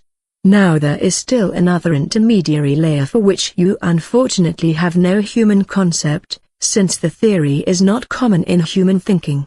Let's call it a paralayer, for this layer is mainly responsible for everything which you call PSI and paranormal and which lies outside the boundaries of your primitive science. This paralayer lies between the layers of matter and the morphogenetic layers of a field in the sphere of influence. It can actively integrate with both. Your body, for example, is mirrored as a field in the sphere of influence, Feldraum. That doesn't mean that it does not also exist here as well, as flesh, blood, bones, in the form of matter strings or atoms, but not only that. Existence is always a duality. Some layers of the field contain simple information about the solid matter of your body and its frequency, while other layers contain information about your spirit, your consciousness, or, speaking from a human religious point of view, your soul. Awareness or consciousness in this case is a simple energy matrix, divided into different layers of your field in the sphere of influence, nothing more, nothing less. Genuine awareness can also exist here on the matter side, but only in the form of post-plasma, the fifth form of matter. With the necessary physical knowledge and the corresponding technology, the consciousness, awareness matrix, or soul, can also be separated from its field of rest. It can, despite its removal, continue to exist in a self-sufficient manner for a certain amount of time. That has the strange occult name of soul robbing. But above all, we're talking about science here, not about magic or dark forces. Comment by Ole. K. The soul robbing was mentioned in one of the radical, religiously motivated comments in connection with the reptilian species. Creatures with more powerful mental powers can have a direct influence on the paralayer by means of their consciousness, awareness fields. Now this layer is not limited only to the individual, but rather as a part of a general information layer. You could call it in a prosaic sense the community soul, that is connected with all animate and inanimate matter and all consciousness which exist on this main level. The biological cause for these abilities lies on the side of matter, by the way, in the pituitary gland, which always is in the position to generate the frequencies to actively control the sphere of influence, Feldraum. Even you people could theoretically do this, however, you are solidly blocked in these things. As I have said, the paralayer can interact with mind as well as with matter. For example, if I decide to use my mental powers once more in order to move this pencil, then, simply said, I imagine in my mind how my consciousness, awareness expands, amplifies itself on the matter side in the form of post-plasma to the pencil.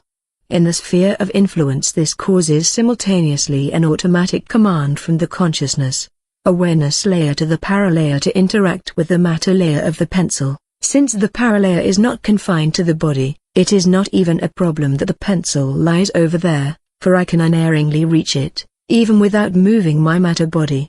Post-plasma on this side, paralayer on the other, I have control over the pencil and the interaction brings the matter field of the pencil to the point where it changes in the manner in which it moves, for example.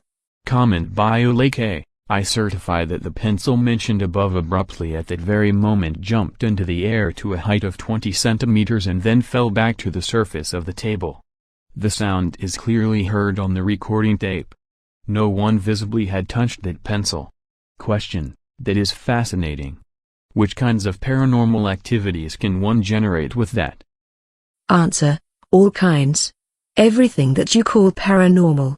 As I said, this special layer lies in the sphere of influence, Feldraum, between the morphogenetic information layers and the matter layers and can interact with respect to both sides. That is to say, it can be interacted with solid matter as well as with mind or mental information, wherewith we can achieve everything that is generally designated as telekinesis and telepathy, the connection absorption with another consciousness. Awareness is generally separate in the procedure from the simple influence of matter, since different consciousness. Awareness fields work with different oscillations, a consciousness. Awareness that sends or a consciousness. Awareness that listens must first adapt itself to the other mind exactly, before any access is possible.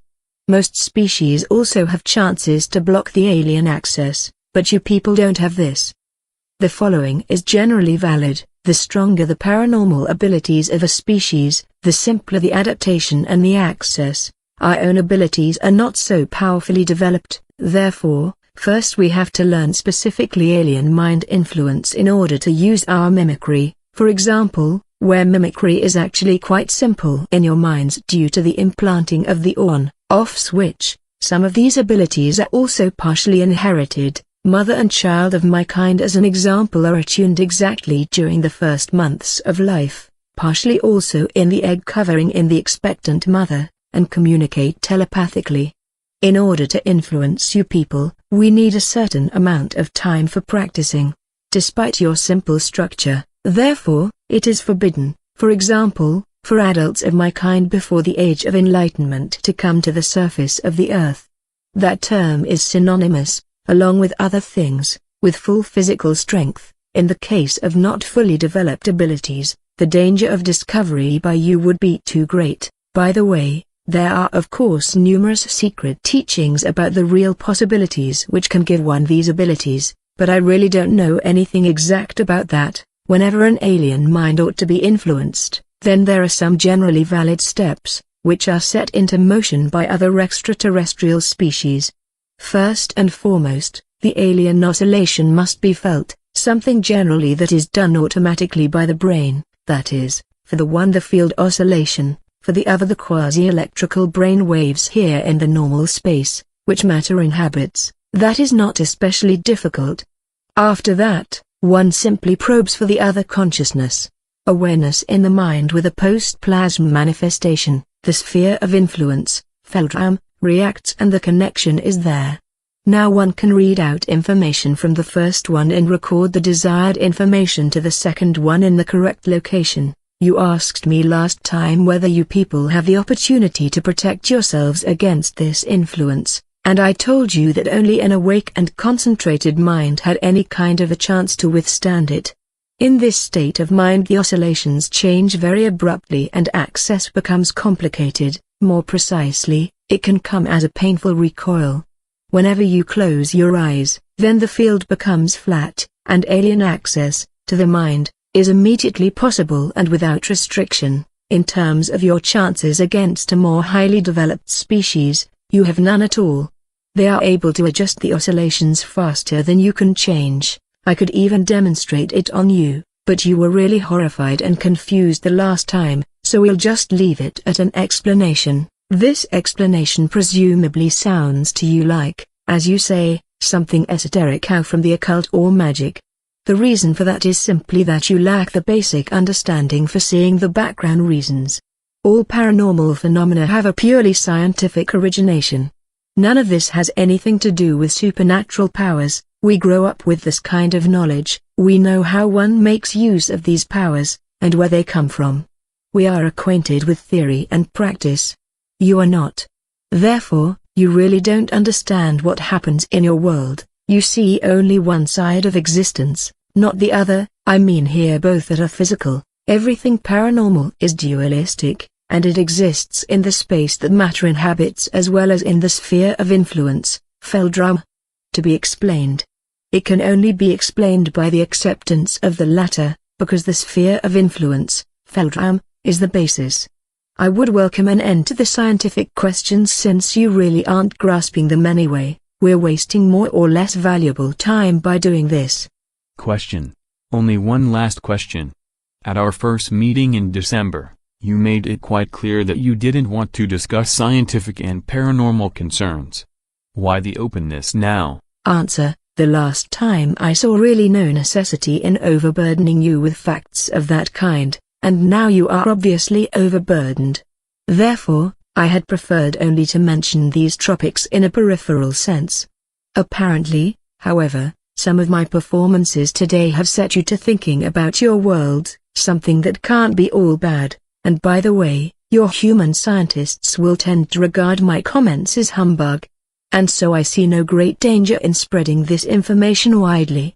No one will pay much attention to it. By the way, the words of people who have characterized me as a creature of evil have their basis in the belief in occult powers and magic, both of which things do not exist. There is no magic, only highly developed science, and everything that you label as magic is only a part of science. If you would only comprehend that, then you would be a step ahead in your development. My openness on this issue ends here. Pose other questions, please. Question: good. Let's talk about UFOs. Can you explain to me how our governments came into possession of UFO material to the point that they could start their own projects? Did it have anything to do with the Roswell incident? Answer: yes, but that incident was not the first one. I am no historian. I am studying only your current behavior, so my knowledge about those events in your history is presumably not very extensive. I will try to explain to you what I know about those things which happened at that time. Let me think about it for a second. In the years 1946 to 1953 in your time scale, there were 5 cases where extraterrestrial ships crashed to the surface of the Earth.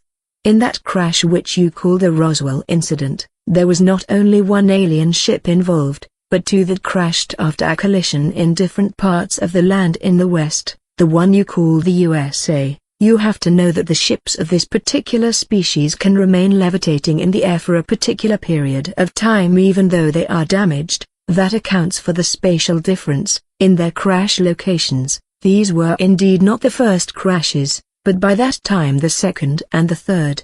Another ship had crashed in 1946, but it was destroyed beyond usability. One thing first before the explanation: it certainly sounds ridiculous to you that such highly developed extraterrestrial ships simply crash, and that a relatively large number did so in a relatively short amount of time. The explanation for that is likewise more than strange, but it is correct. It does not lie in the ship's drive itself, but rather in the direction of the field to your planet, this species that we are discussing, and it was always in this time period that this species used a disc-shaped craft, used a propulsion system which ran according to the normal principle of fusion, to be sure, but one that at that time employed a more than unconventional method for field alignment. This method had various advantages but also disadvantages. The repelling field must of course lie in the absolute correct angle to the surface of the Earth. This species used an alignment technology in their ships, with which the field locked into place all points of the Earth's magnetic field. Now at that time this species had just arrived on the Earth and their point of origin lay on a planet with a more stable magnetic field, for which they had developed and aligned their drive. The magnetic field of the Earth is not really all that stable. It is subject to cyclical variations and it forms field eddies under unfavorable conditions. Whenever a ship with one of those kinds of drives gets into a field fluctuation or into an eddy that is too strong, then for a short time the repelling field can no longer align itself correctly and the ship glides uncontrolled on its flight path. The drive is operating correctly, to be sure, but the field fluctuates in all directions and because of that, the ship can crash. In the case from 1947 which you addressed, it is my understanding that one of the ships got caught in a fluctuation, its field linked up unintentionally with that of its squadron leader and it collided with another ship whereby both of them were heavily damaged. The cause for the magnetic fluctuation at that time was probably an electrical disturbance brought about by a weather event. Both ships crashed as a result, one of them fell near the collision point, the other 100 kilometers or so distant. All occupants were killed in the impact. The thin hull structure of that kind of disc craft is in and of itself not very stable, since those disks have not been designed for crashes as well as for flight in a field where there are exterior forces at work. Now, your human military collected the individual pieces at first until they discovered the whole ships with the dead creatures aboard. Immediately they classified everything as top secret and brought them to their military bases in order to analyze the drive. The secret endeavor was to set the alien technology in place later against evil enemies of that great country. That is as primitive as it is ridiculous. I believe I remember, I don't want to specify exactly your date, that it was probably between 1949 and 1952 that there was a rather bad accident during some research being done on one of the wrecks, according to what I heard, what members of my species were told by members of that government. It resulted in an unintentional activation of one of the drive's components in the unshielded condition. As a result, for a very short period of time, how should I phrase this, there was an unchecked shift of the environment to a plasma-like condition, which on the other hand, through a very, very unfortunate accident, caused an overturning of the general power field into a magnetic pulse of immense power. Do you have any idea what kind of an effect a plasma magnetic jolt has, when it comes into contact with an organism? No, how should you know that? Of course you don't. Disturbance in the structure of the field and bioelectric feedback. Imagine, if you will, a human body which is engulfed in bright flames for 3 or 4 of your days. Those flames apparently do not go out and they burn the body right down to its last constituents. Well, then you have an approximate impression of what happened. I think that 20 or 30 of your scientists were killed in that lab. 2 further crashes occurred in 1950 and 1953 in the water catchment area of the American continent. Those ships were able to be recovered from the crashes relatively intact. The one in 1953, as I remember, even had an intact drive core. It was by means of that device that you saw for the first time that you had understood the entire concept fully incorrectly and that you had reconstructed it fully incorrectly. Even today you still don't have it right. That species, which had built the ships in the first place, a species which I, by the way, count among those who are unfriendly towards you, was naturally worried about the investigation of their own technology by your kind. They did not want, however, at that early point in time, to begin direct conflict with you, and so they chose the diplomatic path and came into contact with that government during your 1960s. Of course, they did not divulge the real reasons for their being here, copper, hydrogen, air, but rather they pretended to be curious researchers and offered to show people the functioning principle of the ships whereby they would expect in return some favors. Simple-minded as you are, you of course agreed to it. And were deceived. You gave them raw materials, you gave them secure locations for their bases, you gave them access to your most secret defense data, you gave them access to your DNA and much more, and all just to quench your greed for power and information. The alien species of course quickly noticed that they were dealing with simple-minded creatures, and they gave you false and inferior information about their technology so that they receive much more out of the collaboration than your kind do. For example, they gave you information that the drive can only be constructed with unstable elements of a higher ranking number, but they withheld the information that the field drive can be constructed with various modifications to work as well with stable elements of a lower periodic number, and generally, that's the way it's done. Through these half-truths they made you dependent on the synthesizing of high-numbered elements, and thereby renewed by their own technology.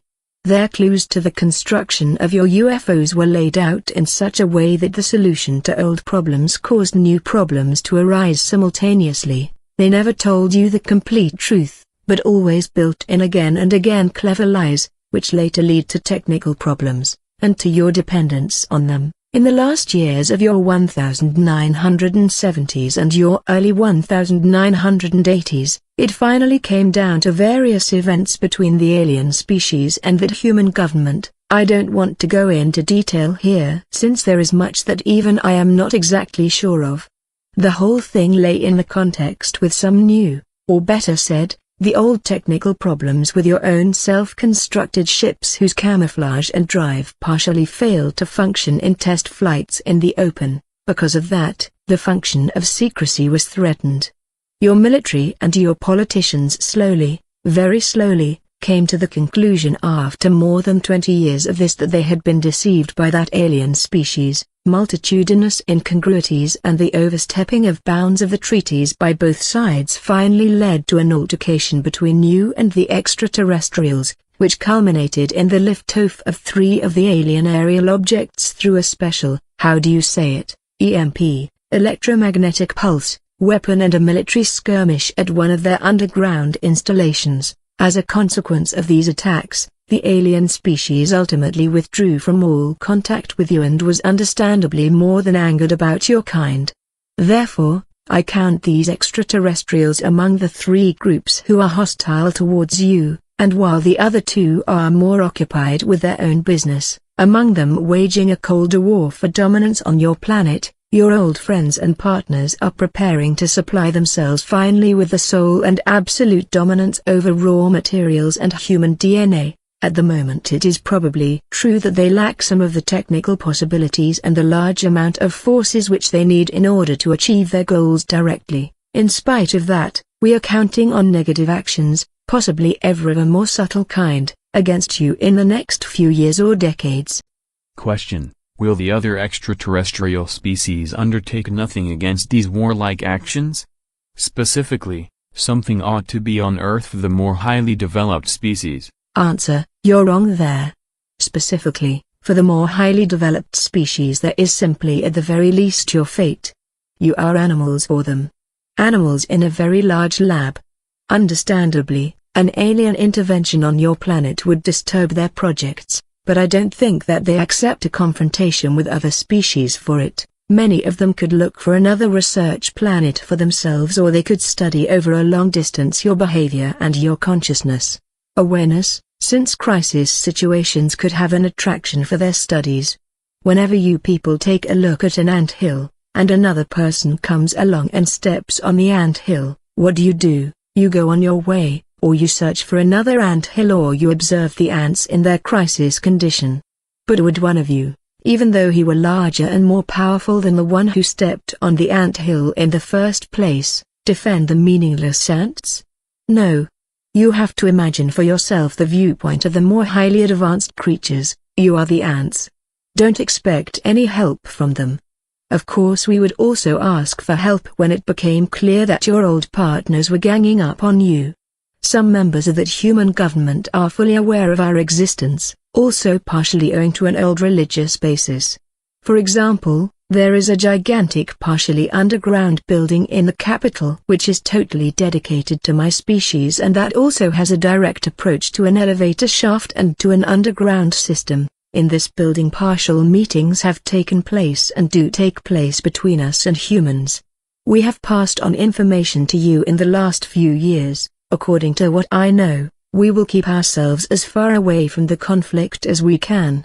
You ought to learn to solve your own problems yourselves, or to become intelligent enough never to create those kinds of situations. What will come and who will possibly place themselves on your side, only time will tell. I really do not want to make any indications about that. Question: I have here 5 prints of different UFOs, which claim to show UFOs. Can you take a look at the pictures and tell me in which of them actual extraterrestrial aerial craft can be seen? Answer: I can try it.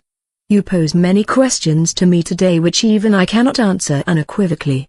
Don't overestimate my knowledge. I'm no expert in alien technology and the construction of extraterrestrial ships. To be sure, there are mostly some technical details and peculiarities about genuine UFOs, with whose help one can easily differentiate them from natural phenomena or human forgeries. You falsify sometimes the pattern of genuine ships, therefore, it is not so easy simply with absolute certainty to identify an object. I'll try it. Show me the photos. Comment by Olake. She considered the pictures respectively for only a couple of seconds and then sorted out photos 1, 3 and 5. These 3 pictures here are obvious counterfeits or erroneous identifications.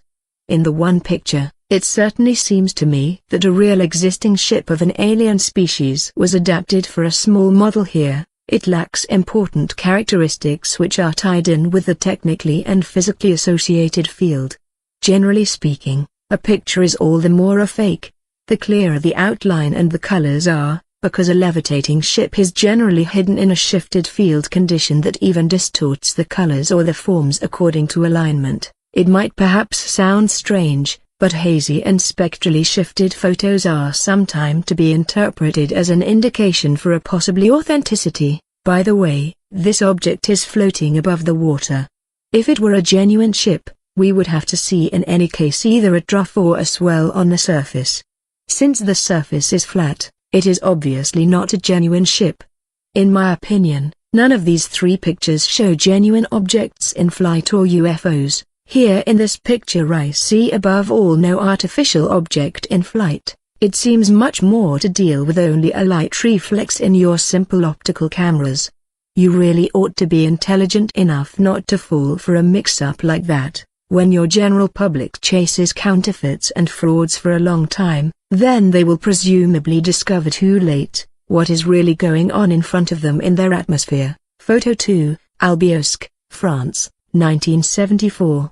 This one seems to be genuine, at least it displays the necessary characteristics. I would assign it at first glance to an alien species who have been visiting your planet for the last 35 years or so. The object itself is metallic and disc-shaped. Certainly it is distorted in form and color by means of a field effect.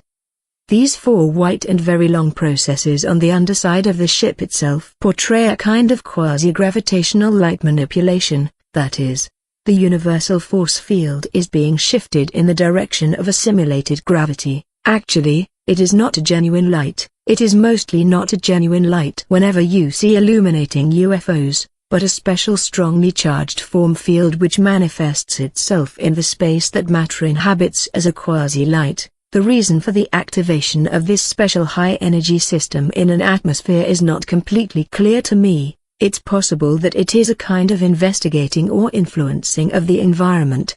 In any case, it is terribly careless of that species to allow this technology to be photographed by humans. Well, I guess that most of you just plain don't understand it, and those who do will not say anything about it to the general public. Photo 4, Petit-Richain, Belgium, 1990. This is in fact a genuine aerial object. It is in no way extraterrestrial. Triangular aerial objects in flight are simply not used by alien species, or not in this form, at least. That streamlined kind of form is a human concept. It is one of your own secret military projects that you build with the help of immature alien technology that was handed over to you by the extraterrestrials during the 1960s and the 1970s. Generally, the form of the hull for a genuine extraterrestrial ship is of no consequence, for inside the field itself there are no exterior forces that have any effect. In general, the ships have a rounded-off form and they are built without hard edges, as a disc or a cylinder, so that the field can flow more easily. Your projects decree that along with the alien drive field there also be a conventional jet engine system, therefore, they are always triangular and built thus with streamlining in order to be steerable with this primitive recoil principle. In the example here the ship glides above all on its genuine field drive. Do you see the distortion and the quasi-light in the rotating cylinders? That is an unmistakable indication for the authenticity of the photo. But why, you might ask, are there 4 cylinders? That's unusual. Even the interval seems to be incorrect. The coloring is very dark and the interior optical distortion is very noticeable, presumably a reconstruction of the original system by your scientists. Since the alien species has just not given you any more information since the disagreement, they are rebuilding the system single-handedly without actually being able to understand what kind of dangerous thing they are doing there. This construction does not make the system better, only more unstable. Both of the forward cylinders are too close to each other, they will definitely flow into each other. The color shows me a powerful residual radiation, It was probably the case that high elements were used again as customary for the shifting. It is in any case very dangerous to be unshielded in the vicinity of the field. Did the person who took the photo display any kind of radiation and burn damage? Question: I don't know. Where do these military UFOs come from? From the United States? Answer: yes. I think generally that's true. From the Western continent. Question: why then do they fly over thickly populated areas of Europe? This photo comes from Belgium. That doesn't make any sense. Can you explain? Answer: why is it that only I am able to explain strange human deeds? It's possible that these are long-distance tests or tests with the electromagnetic camouflage systems. The old enemy of the American nation is on this side of the world, so why shouldn't they test here? At home they've had enough time to have had their ships crossing back and forth. Maybe they have aroused too much observation there. With one of those kinds of unstable field structures, as your photo indicates, I consider it somewhat improbable that that ship is capable of making a flight of that length over the ocean. It's possible there is a test station here on your continent. Unfortunately, I don't know anything about it. Question: many readers of the first transcript have posed the question how your original contact with EF came about. I already know the story from your narratives, but could you repeat it here once again for this volume and for the new transcript? Answer: of course. Now, the story began about 2 of your years ago here in Sweden. I have been strongly interested in your species and your behavior since my youth. I had already studied your literature at that time, as well as possible. Naturally, it is not easy in my homeland to come into possession of human books. But since my group or family stands in a high-ranking order, I was able to gather some material together and sometimes to speak with others of my kind who have already been in contact with you. I was really very curious about your species, and as soon as I was allowed to come to the surface, I attempted to assemble more information immediately. Above all, it was expressly forbidden for me to commence direct contact with humans because in my position at that time, there existed no necessity for doing so. It was in your year 1998, when I was on my way further north from here in the remote forests in the vicinity of the entrance to my world and was looking for biological specimens, which we use in order to watch over environmental pollution and destruction of your flora and fauna statistically by your own kind. At the time, I was already on the return path to the entrance. We can even orient ourselves more easily, by the way, through our senses to the Earth's magnetic field, and already in the vicinity of the large lake, when much to my surprise I came across a cabin in the woods. In this cabin I sensed a human consciousness, awareness. It was EF. Actually, I had no permission for contact with another species, but by the same token I had set in place my mimicry capability quite successfully prior to this. Even with larger groups of you, I had never ever come across a human being when I was alone. Now, let's call it primitive curiosity. I wanted to talk with the person in this cabin, and so I knocked on the door. He opened the door and we got into an interesting conversation. His language was not quite yet common at that time for me, but it's not all that hard to learn a new language when one can read the information in the consciousness, awareness of the opposite individual. I simply told him that I came from a foreign country in the East. Of course at the time, he did not really recognize who I was. He was totally convinced that he was talking with a creature of his own kind, although it was simply only a mimicry image, since my assignment anyway had as its goal an investigation of this terrain which was to last for several days. I visited him in this span of time 3 times as a human person. At first we talked mainly about really ordinary things. Later we got into religious and physical topics.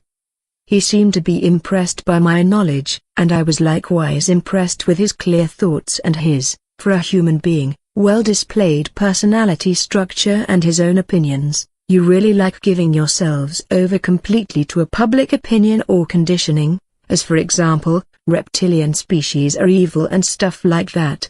I steered the conversation in this direction, and DF said something to the effect that he believed in alien species and that they did not have to necessarily be evil. but perhaps only different than his kind are. That pleased me. At that juncture of time, of course, I could not speak concretely with him about my knowledge because he wouldn't have believed me. He would have taken me for a human practical joker. I cultivated the very unusual idea, for my kind, to show him my true exterior, something that I did during our conversation at our fourth meeting in the cabin. Actually, he was predestined for contact. He was open-minded, honest, intelligent, not religiously inclined or conditioned. He lived alone and isolated, and no one would believe him, should he decide to go public with his story. I dared to take the step, but then I had serious doubt about the propriety of my act, especially when he reacted very violently. He got control of himself again after a time and we could finally talk concretely about definite matters. Now he had no choice but to believe me. This was the beginning of a series of meetings which initially took place there in the woods, but later took place in his remote residence. Finally he brought you into contact with me. And for that reason we are now sitting here once again and talking about things which probably won't be believed out there in human society. Question: You said, you would not have had permission at that time for contacts with human beings. Do you now then have permission to talk with EF and me about all these things and even to make this scientifically public? Answer: yes.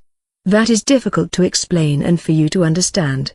Let's just say, I find myself in the position now to arrange this permission without having to take into account any consequences. In this position I am quasi-immune against certain restrictions. Let's look at it that way. Yes. Question: If other people want to come into contact with your kind, do they have a chance to do so? Answer: generally not. We avoid contact with you and we operate on the surface only in remote areas, and there we use the mimicry techniques in case we should meet some people. That I am talking with you now does not mean that others will follow my example. It goes without saying that you could try to find an entrance to my world and penetrate your way into there. However, that can sooner lead to unpleasant consequences for the infiltrator. You have next to no chances on the surface of recognizing us. You can't even contact us directly. We have to contact you, just as I did with EF. Those kinds of contacts however are not the rule but are very rare occurrences. Question: Can you describe your subterranean homeland location? Answer: I can attempt to do so, but I certainly will not tell you where this place is located. My homeland lies in one of our smaller underground settlements to the east of here.